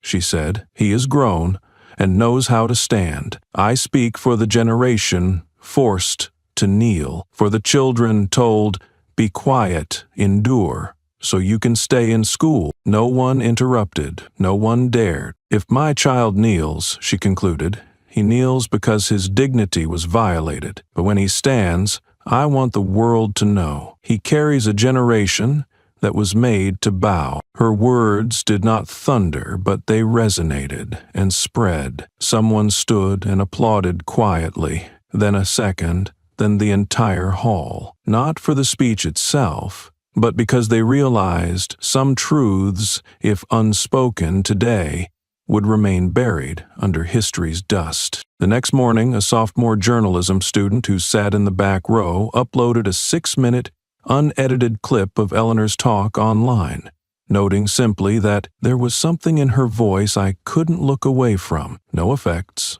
no edits. Yet it went viral, as if everyone had been waiting to hear exactly that. The hashtag Voice of Our Mothers, the Voice of Our Mothers, trended worldwide within 24 hours. Thousands of comments poured in, from those who had endured segregated schooling, from Eleanor's former students, to journalists, lawyers, and people who had never set foot in Ridgepoint. I was told to stay silent or be expelled. Now, I understand it wasn't submission, it was sacrifice. My mother is gone, but if she were alive, I know she would say exactly the same. Media outlets, once divided in their coverage of Brian, began to shift tone. Mocking articles disappeared from front pages. Some stations invited Eleanor for interviews and even proposed a live dialogue between her and city council representatives. She declined. Once, she appeared on camera to say, "I am not here for fame. I'm here to tell today's children, adults are finally speaking up for you." Then she closed her door, no further comment. The impact was faster than Brian expected. Within 3 days, more than a dozen of Eleanor's former students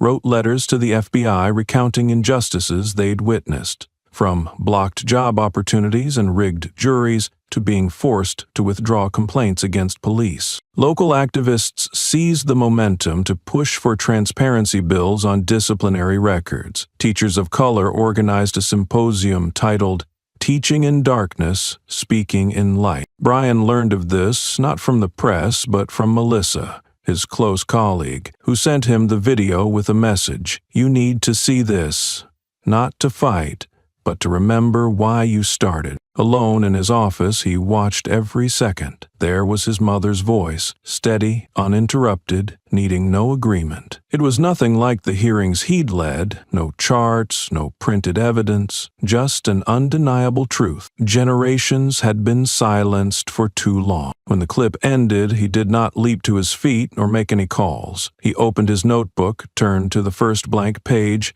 and wrote one line: "When a mother speaks, no one may remain silent." The special hearing room was located on the 3rd floor of the Eastern District Federal Court. Outside, dozens of reporters, camera crews, and security personnel conducted stringent checks.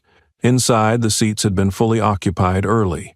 The hearing was not fully public, but allowed major media to attend within limits. Garrett entered through the side entrance, dressed in an elegant gray suit and charcoal tie. He no longer wore the calm demeanor he had shown in previous media appearances. Following him were 3 lawyers, one specializing in federal criminal law, one in crisis communication, and one who had represented politicians in ethical scandal cases. On the opposite side, the Department of Justice investigative team, led by Judge Rosa Young, was seated, and in the witness area sat Jack Crowell, making his first public appearance since being stripped of his badge. Crowley sat upright, hair neatly trimmed, gaze unwavering. When invited to speak, his voice was slightly hoarse but resolute. "I am Lieutenant Jack Crowley.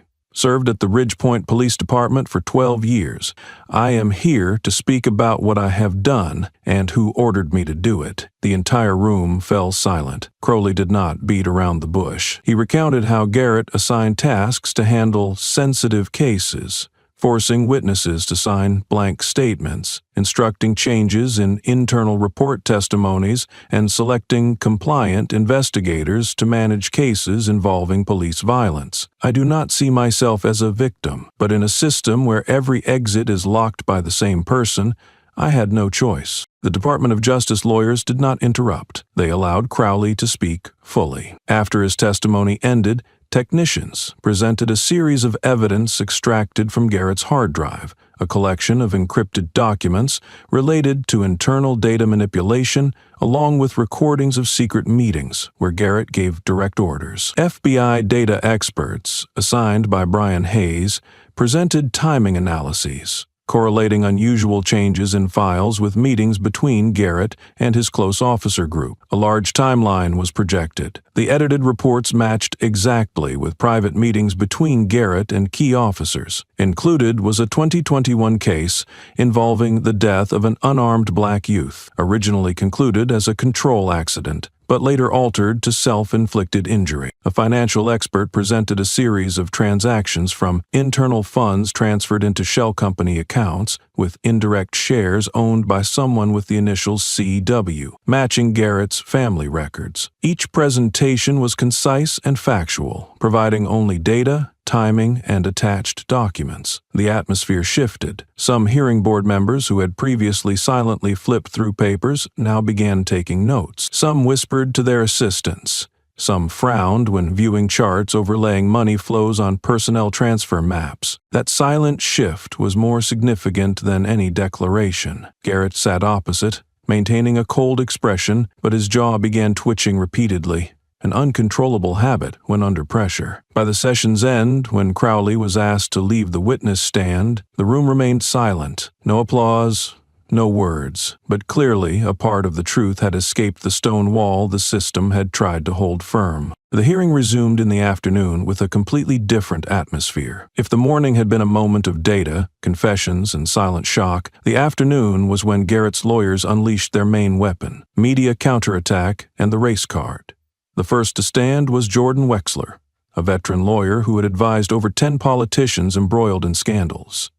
He did not start by disputing data or questioning evidence, but focused on motive. We are hearing testimony from a police officer, Jack Crowley, who beat a citizen in broad daylight. He only started speaking after being stripped of his badge. How do you know this isn't a trade of words for forgiveness? No one interrupted Wexler. He continued, slowly and deliberately, as if each word was calculated. I do not deny flaws in the system, but what I want to ask is, why is this investigation led by someone with a personal relationship to the person forced to kneel? Does anyone here truly believe Brian Hayes, the regional FBI director, can remain objective when his own mother publicly stated that her son carries a generation forced to bow their heads?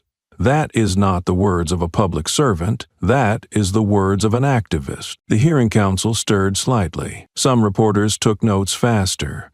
Others looked up, waiting for a reaction. But Wexler was not done. He raised a printed dossier, a copy of an article from a far-right political blog with the headline, "Purge Campaign, when the government uses race to cleanse the white police force." He did not read the content, just lightly dropped it on the council table. I do not claim it is true, but I want to ask you, where are we heading if reform means blackening an entire force for a few names? The prosecution objected. The chair allowed continuation but requested avoiding unlawful inferences. The second lawyer stood, a blonde woman with a sharp tone, and began gently reminding about media bias. She pointed out that nearly 60% of articles after Eleanor Hayes' speech came from left-leaning newspapers. A short video clip was played. Eleanor's speech edited to only the phrase, "He carries a generation that was forced to bow their heads." The lawyer paused, piercing the council with her gaze. So who is really leading this hearing? Truth or collective emotion? Temporarily, skepticism began creeping in. On social media platforms, comments split into two streams. Some argued Garrett was using the victim reversal tactic, while others started questioning Brian's actual role throughout the investigation. However, just as media began to falter, a minor incident flipped the scenario. An internal email from Garrett's legal team was leaked, origin unknown. In it, a senior legal associate wrote, "We need to shift focus from data and steer public opinion toward racial emotions, using the mother's speech to expose bias. The public will be confused by racial elements. Avoid letting Garrett speak too much." The brief email, once posted on a legal forum, went viral within hours. That night, Brian did not appear on TV or comment. He sat in a dark office, monitoring every message, every headline. When he saw the leaked email, he closed his laptop, said nothing. But in his eyes, the tension was gone, replaced by certainty. Tomorrow, the final witness will appear, and this time, no one could guess who it would be. 3 days after the hearing, Public opinion had yet to calm. The media remained divided, with social media comments focusing deeply on racial issues. The more articles emphasized the bias of the investigation, the more others countered with data, clips, and testimonies. The Ridgepoint City Council made no official statements, but internal signs of instability began to emerge. An anonymous council member revealed in an off-record interview, "If this investigation continues,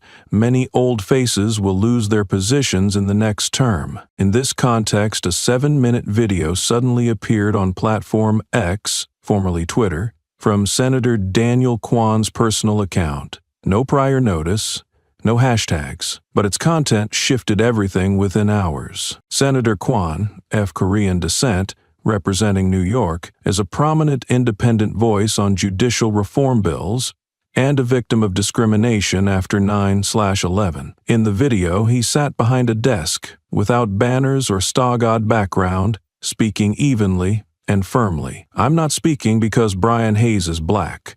I'm speaking because he is confronting a disease America has carried in its blood too long, absolute immunity in law enforcement." He did not mention Garrett or attack the city council. Instead, he recounted an incident in 2003 when he himself, then a district attorney, was detained by police, mistaken for a suspicious Asian man. The case was buried, no apologies given, but he remembered. "They looked at me as someone who shouldn't be in that neighborhood, like they looked at Brian, but this time he is not silent." Within 3 minutes of posting, the video reached 200,000 views. By day's end, that number rose to 4 million. National TV stations replayed the full statement.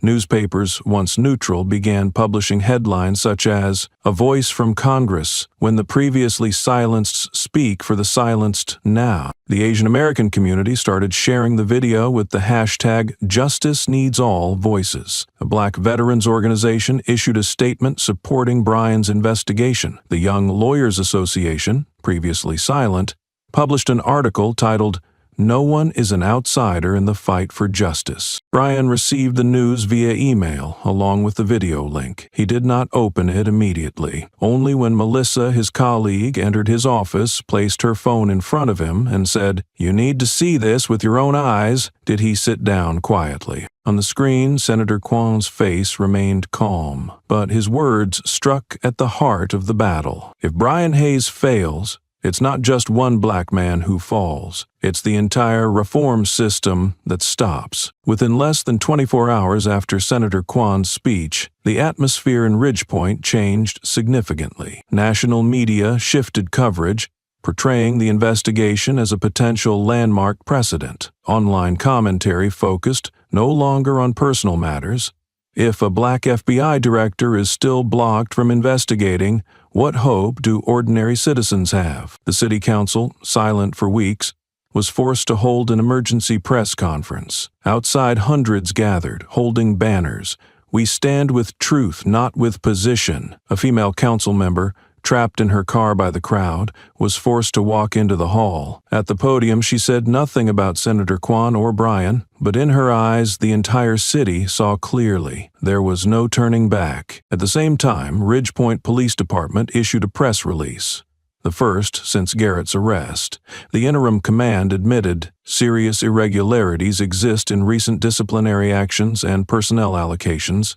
"We commit to full cooperation with the Department of Justice in the ongoing investigation." Attached was a commitment to establish a temporary internal inspection team and open an anonymous complaint hotline. Notably, a small line at the end ignited media frenzy.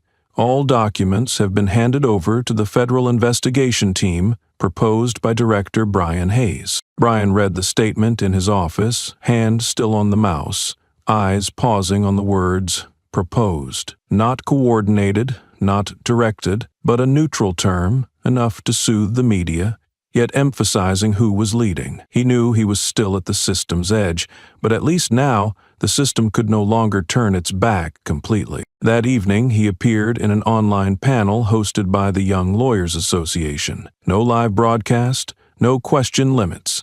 When asked about his role, Brian did not evade. "I'm not here to claim I'm right. I'm here because I know someone was wrong, and we can't keep pretending otherwise." An attendee asked, "Do you think you'll be transferred after this?" Brian smiled lightly. "I think if I do right, what happens to me no longer matters much." When the panel ended, an email from Senator Kwan's office arrived with an official invitation to attend a special federal judicial reform hearing involving representatives from 6 states and 3 key senators. Brian replied with only 4 words, "I will attend." He stood up, adjusted his collar. The battle was not over, but from now on, he no longer fought alone. The arrest of Garrett and Crowley's confession shook the nation. In less than 3 days, hundreds of articles, commentary programs, and analytical videos flooded every platform. But instead of creating consensus, the media immediately split into 2 opposing camps. One side hailed Brian as a contemporary hero. Headlines like "The Man Who Dared to Challenge the System" and "Brian Hayes, the Voice of Conscience" flooded newspapers. Constitutional law experts called him a turning point in judicial reform. Former judges, university professors, and human rights activists publicly voiced their support. On the other side, a no less fierce undercurrent arose. Some major TV channels began questioning, why did everything happen so perfectly timed? Why would an officer like Crowley suddenly confess? Could this be a scripted event prepared in advance to topple an entire system? Brian quickly became the central figure in conspiracy theories, a pawn of the deep state, a crisis creator climbing the ladder, a more venomous Obama version. It did not stop there. Some tabloids started digging into Brian's private life. One article, citing anonymous sources, claimed he once had ties to an extremist political activist.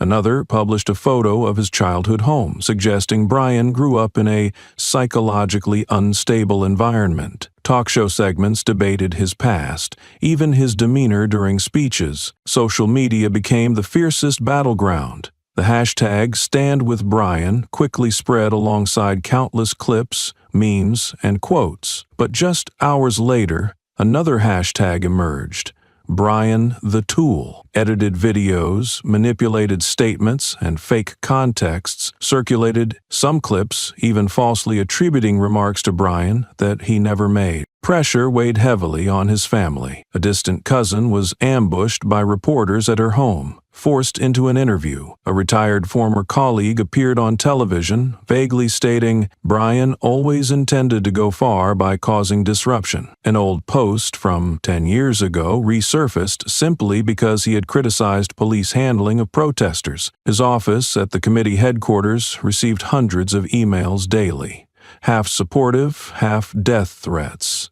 On the evening news, the host asked, "Hero or manipulator?" That question, instead of seeking truth, became a hook for endless debate. Through it all, Brian chose silence. No appearances, no responses, no press releases. The media called it avoidance strategy, but for Brian it was not strategy. It was a choice, silence, not to run away, but to avoid being drawn into a game he never wanted to play. Media pressure did not ease after a week of silence.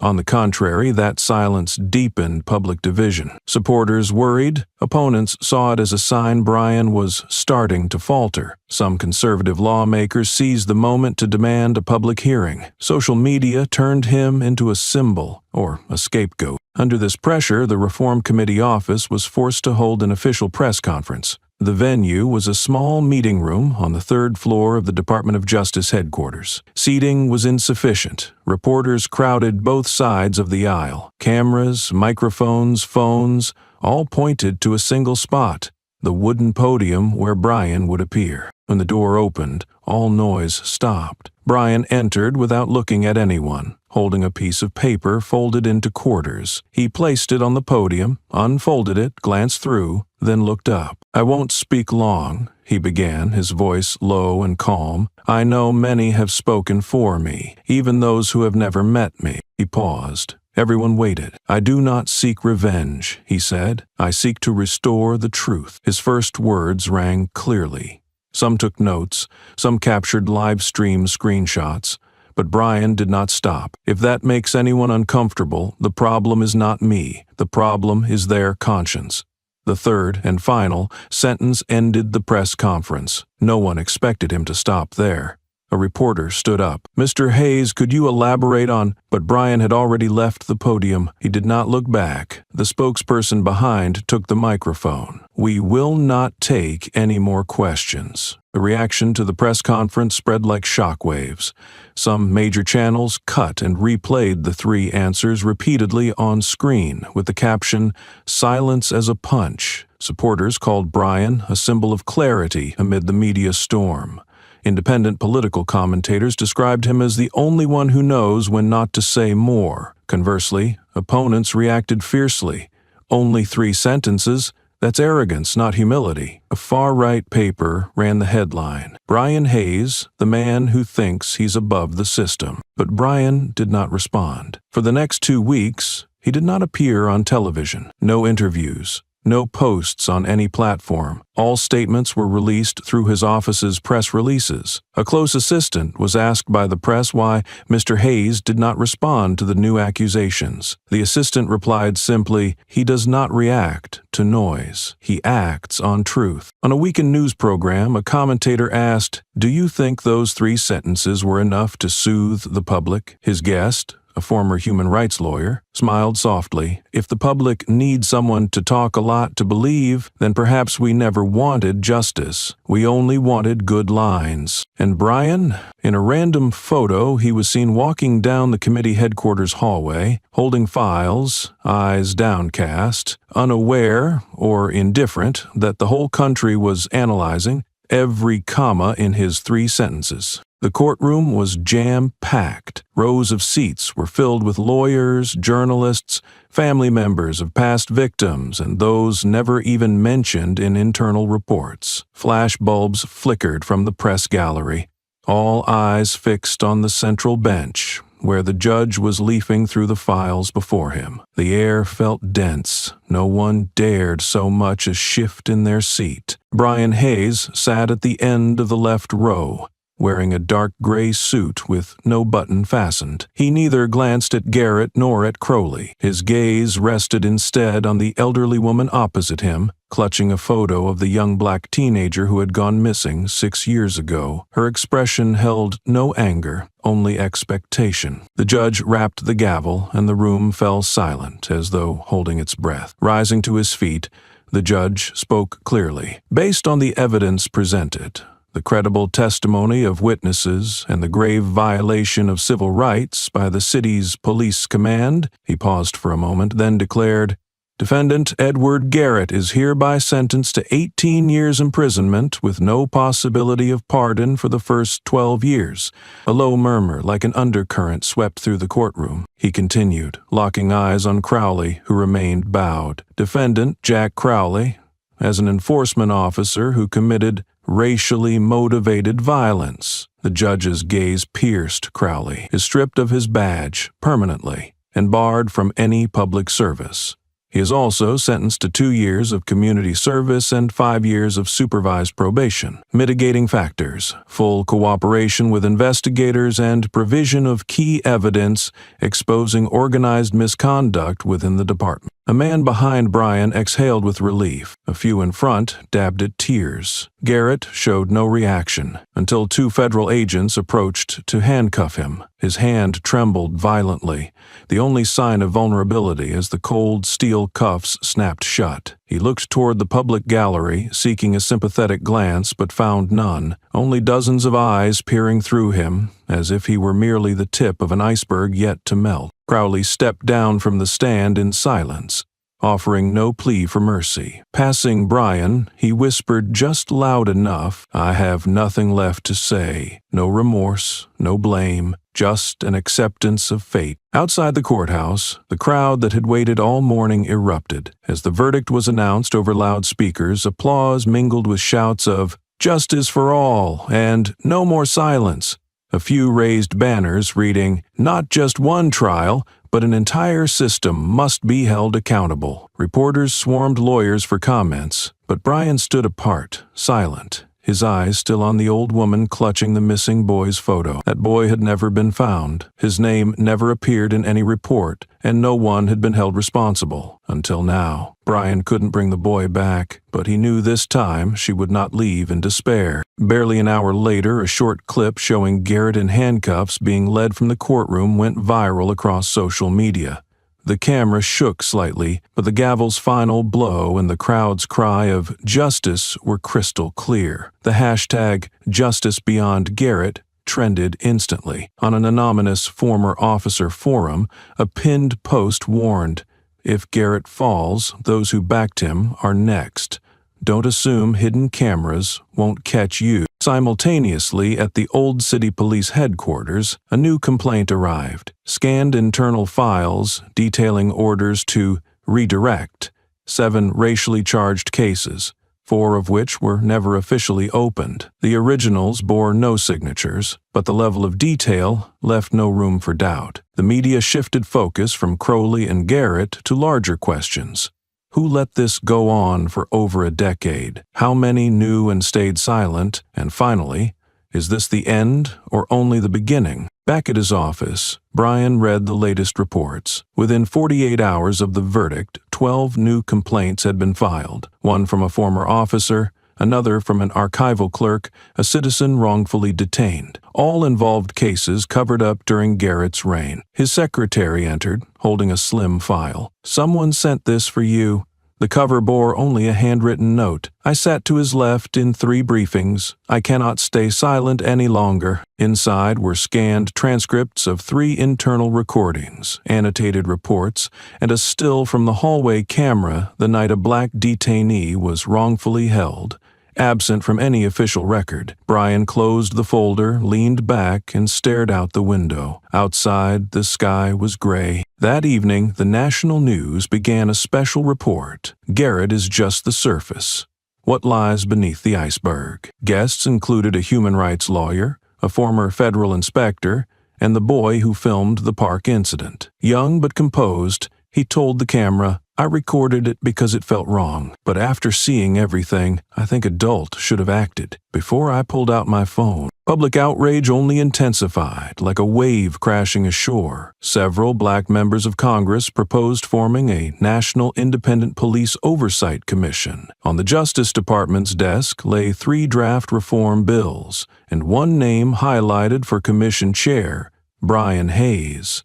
When his secretary asked if he wanted to respond, he said only, "Not yet, not now." That night, Brian walked home alone. No reporters trailing him, no lights in his face, just a city stirring itself awake, questions growing in its people's minds. And in his own, if this system still rots at its core, how many times will I have to start over? The meeting did not take place in a grand conference room. There was no guest list, no note-taking secretary, only 2 people, Brian Hayes and Attorney General Eleanor Sharp. Her office occupied the top floor, quietly overlooking Constitution Avenue. The door closed behind them. The air in the room felt thick. No polite small talk, no long introductions. Brian sat opposite her, arms folded, eyes level. "If you appointed me just to appease public opinion," he said slowly, "choose someone else. I'm not a figurehead for half measures." Sharp said nothing. She poured herself a glass of water and set another before him, but Brian did not touch it. "I agree to chair the commission," he continued, "on clear conditions." She gave a slight nod, inviting him to continue. "First, the commission must have independent investigative authority. It must not report through any administrative unit under investigation. Otherwise, we're just puppets in a political theater. Second, full access to every piece of internal data from local police departments, including internal disciplinary records, closed complaint files, and every use of force report. Third, he paused, meeting her gaze, the commission must not be overseen by any law enforcement agency currently under investigation. If I discover any tampering with documents, I will publish it immediately. Sharp leaned back, silent for a long moment. "You're asking for more than anyone who has ever held this position," she said. "I am not like those who came before me," he replied. A flicker of a smile touched her lips. but her eyes remained steely. "There are things you will not be able to change." "I don't need to change everything," Brian answered. "I only need enough authority to begin peeling back the layers of decay covering this system." Sharp studied him a few more seconds, then reached for a file and signed the last page. "This is your commission order, and the statement of the commission's powers." Brian took it without smiling or saying, "Thank you." He simply nodded and stood. No applause, no press release, no line of aides waiting outside to congratulate him. As he stepped out, only one person awaited him, a former assistant from his FBI days. "Do you really think this will change anything?" she asked. Brian did not answer at once. He looked down to the street below, where the crowd went about their day, unaware of the negotiation that had just taken place. Then he said quietly, "I did not come to save the system. I came to dismantle it and see what's rotten inside." The reintegration program ran quietly at a small community center on the city's outskirts. No banners, no cameras, just a few dozen people seated in plastic chairs arranged in a circle. This was a space for former officers stripped of their badges, a transition to help them rejoin civilian life, volunteer their time, and, at least in theory, confront themselves. Crowley had been attending for 3 weeks. He volunteered unpaid at the homeless shelter's dining hall, swept the floors, picked up trash, and sat reading in the library when there was nothing else to do. Those who once knew the arrogant officer no longer recognized the man before them. Shorn hair, hunched shoulders, eyes cast low. Brian wasn't on the guest list, yet he arrived uninvited. "I want to see the end for myself," he told the organizer as he walked in. No one stopped him or asked questions. As Brian entered, the room went still. Conversations halted, eyes shifted away, and a few heads quietly turned. Crowley sat at the back of the circle, head bowed, hands clasped on his knees. Brian didn't take a seat. He stood directly in front of Crowley and waited in silence. Crowley rose too, no swagger, no grin, just a straight posture, a nod, and a slight bow. "I'm not asking for your forgiveness," Crowley said evenly, voice steady. "I don't deserve it, but I need to say this." Brian said nothing. "When the clip went viral," Crowley continued, "I hid in my house for 3 days. Not because I feared the press, but because, for the first time, I saw myself from an undeniable perspective." He paused and inhaled deeply. "I thought I was the system, that I upheld order. Instead, I was just a tool, hollow, cold, and blind." No one interrupted or broke the silence. Crowley's words offered no excuses, no tears, just heavy stones dropped one by one. Brian's gaze never wavered. After a moment, he spoke softly, "I forgive you." Crowley looked up, momentarily unsteady, but Brian wasn't finished. "Yet I cannot forgive your silence back then, when you knew Garrick coerced confessions, when you knew innocent people were entrapped. You weren't in handcuffs. You weren't gagged. You simply chose not to speak." Crowley nodded without protest. Brian turned and walked out, passing the silent circle and leaving behind an atmosphere weighted not with hatred, but with truth, and the knowledge that no apology, however heartfelt, could wash it away. The next morning, at 7:30 a.m., Brian arrived at the National Executive Reform Commission headquarters. No one called him, and no official schedule awaited. He couldn't delay after yesterday. He passed the lobby, where people moved as though nothing had happened. He entered the conference room, its walls plastered with charts.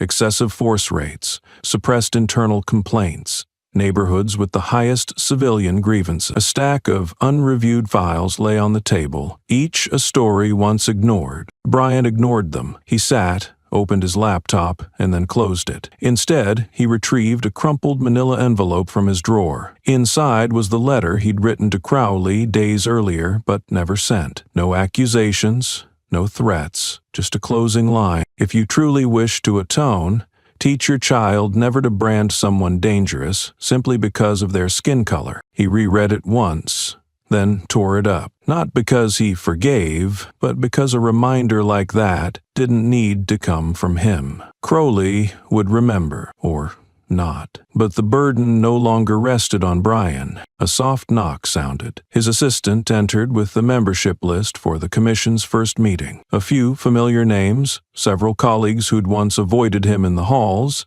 and a handful who'd publicly criticized him as overreacting. Today, they would all sit at the same table. Brian straightened his shirt, stood, and stepped into the room. Heads turned, not in deference, but neither did they interrupt when he began to speak. Reform isn't about new uniforms or fresh slogans to pretend nothing ever happened, he said, voice low and firm. Reform means staring into the system's rottenness and refusing to look away, even when it's what fed us. He paused, scanning each face. I don't need you to like me. I only need you not to blind yourselves to the truth. No one replied or walked out. After the meeting, a young officer approached and extended his hand. Thank you for not giving up, he said. Brian shook it without a word. For the first time in months, he felt a small lightness, not from victory, but because he refused to let others' silence make him silent too. The federal Capitol building was brilliantly illuminated, casting long shadows that stretched across its grand facade. Inside, the main hallway leading to the expansive meeting room was bustling with activity. It was filled with a sea of people dressed in formal attire. The press section was cordoned off, with rows of cameras meticulously arranged as if awaiting the arrival of a historic moment. In the main hall, every delegate seat was fully occupied by figures from various states, each embodying authority and influence. On the second floor, rows of seats for the public were packed with attentive citizens, their faces focused and tense. The atmosphere was heavy.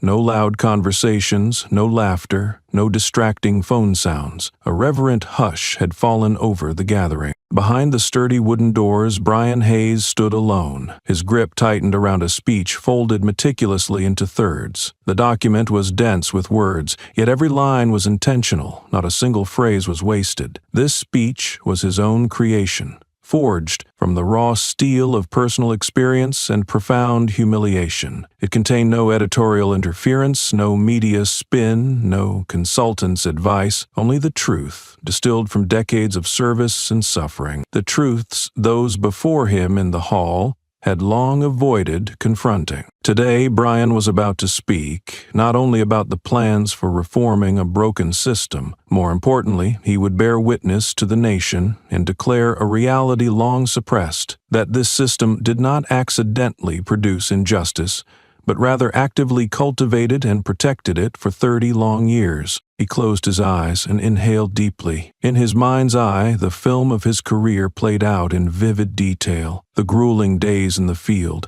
sleepless nights poring over files, desperate moments trying to convince reluctant witnesses. Then, like a sharp blow to his chest, the image emerged once more. The moment Crowley had kicked him down, forcing him to kneel in the park. Not because Brian defied the law, but because he simply did not belong in that place. What wounded him far more than the kick was the crowd's gaze, eyes that saw but chose not to act. In that moment, a question rose in Brian's heart. Does justice truly come from the system, or from those brave enough to break it? Outside the hall, a massive screen broadcasted the scene live. At the West Community Center in the city, Crowley sat among a small group of homeless people, his gaze fixed blankly on the screen. His lips were still, his expression unreadable, silent. At the farthest row in the Capitol meeting room, an elderly woman clutched a photograph of her son tightly against her chest. Her son had been a final-year student who died following an unrecorded interrogation, his case quietly closed due to insufficient evidence. On the upper right balcony,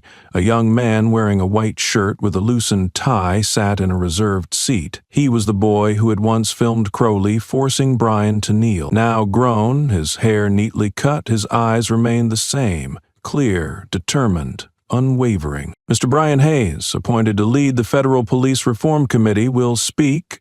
The chair's voice echoed crisply over the microphone, resonating against the stone walls of the vast hall. There was no applause, no whispered murmur, not even a cough. The room held its breath. Brian opened his eyes. He folded the speech once again and stepped confidently to the podium. No FBI badge adorned his chest. no logos framed his presence. There was only him, a man standing not for a title but for a truth that demanded to be heard. The spotlight bathed the podium in brilliant white light.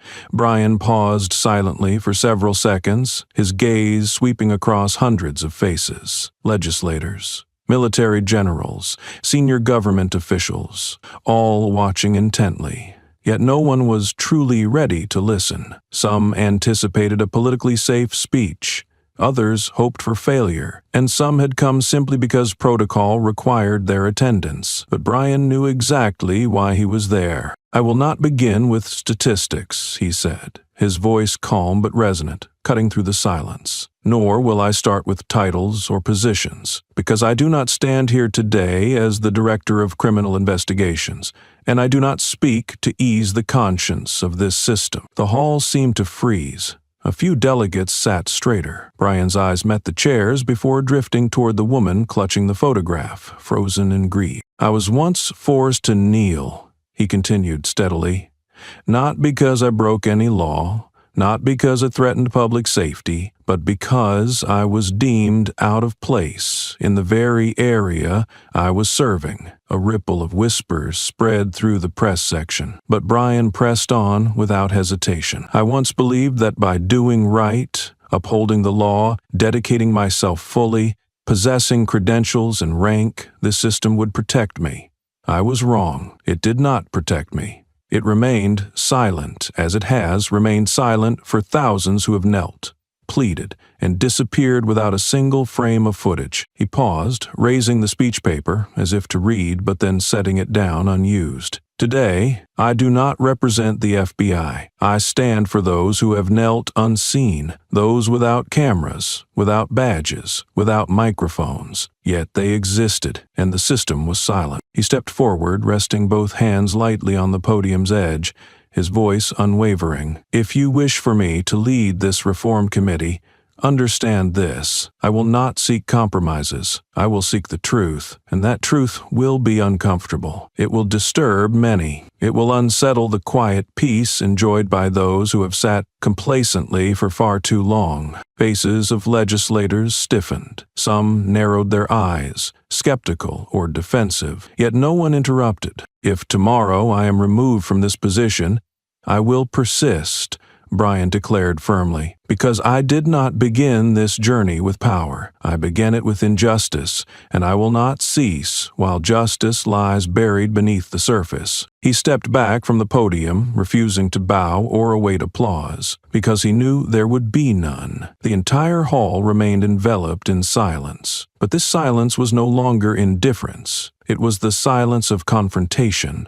No denial, no retreat, no feigned ignorance. Brian exited the stage. Outside in the public square, the giant screen still displayed his face, not as a government official, but as a man who had been trampled upon, yet still stood tall, unwavering, and resolute. The story of Brian Hayes is not merely the struggle of a black man against a fractured police system. It reflects a reality many face daily: prejudice, silence, and the pain of being undervalued simply because of skin color, past, or outward details that do not reveal a person's true worth. The first lesson is, do not judge others hastily by appearances. In the moment Brian was forced to kneel, humiliated and kicked by a police officer in the park, he did not threaten or wield power, though he could have. He rose with proud silence, revealing his FBI badge, letting the truth speak for itself. He did not have to shout, "Who I am." He made them realize their prejudice was the grave mistake. We live in a fast-paced world where judgments form in seconds. A glance, a piece of clothing, a skin tone, all can lead to misunderstanding, insult, or even violence. But Brian's story reminds us there are skilled, courageous, compassionate people mistreated simply because they do not fit society's familiar image of power or value. The second lesson is, talent and human worth cannot be underestimated due to background, skin color, or temporary status. Brian was not only a capable leader, he once trusted others' ability to change, and gave someone like Crowley a chance. Yet Crowley's betrayal taught Brian that the system must not be built on blind trust but upheld by responsibility and transparency. Many are underestimated, overlooked because others don't truly know them.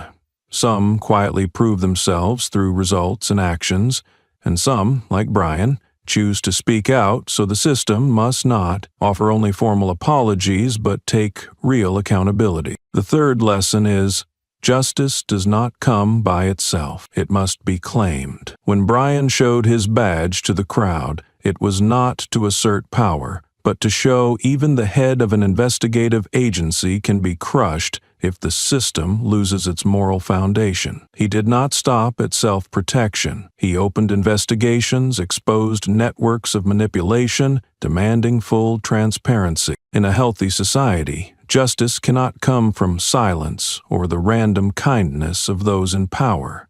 It must be led by those who dare to face the truth, even if that means isolation, opposition, or overturning a rotten system. The final and most important lesson: true strength does not come from titles, but from daring to stand on the right side, even alone. Brian did not need a large team or fanfare. He had evidence, resolve, and an unshakable principle. If injustice is done to anyone, no matter how big the system is, it must be scrutinized. Have you ever been misjudged because someone did not understand you? Ever been looked at with suspicion because you didn't fit the majority?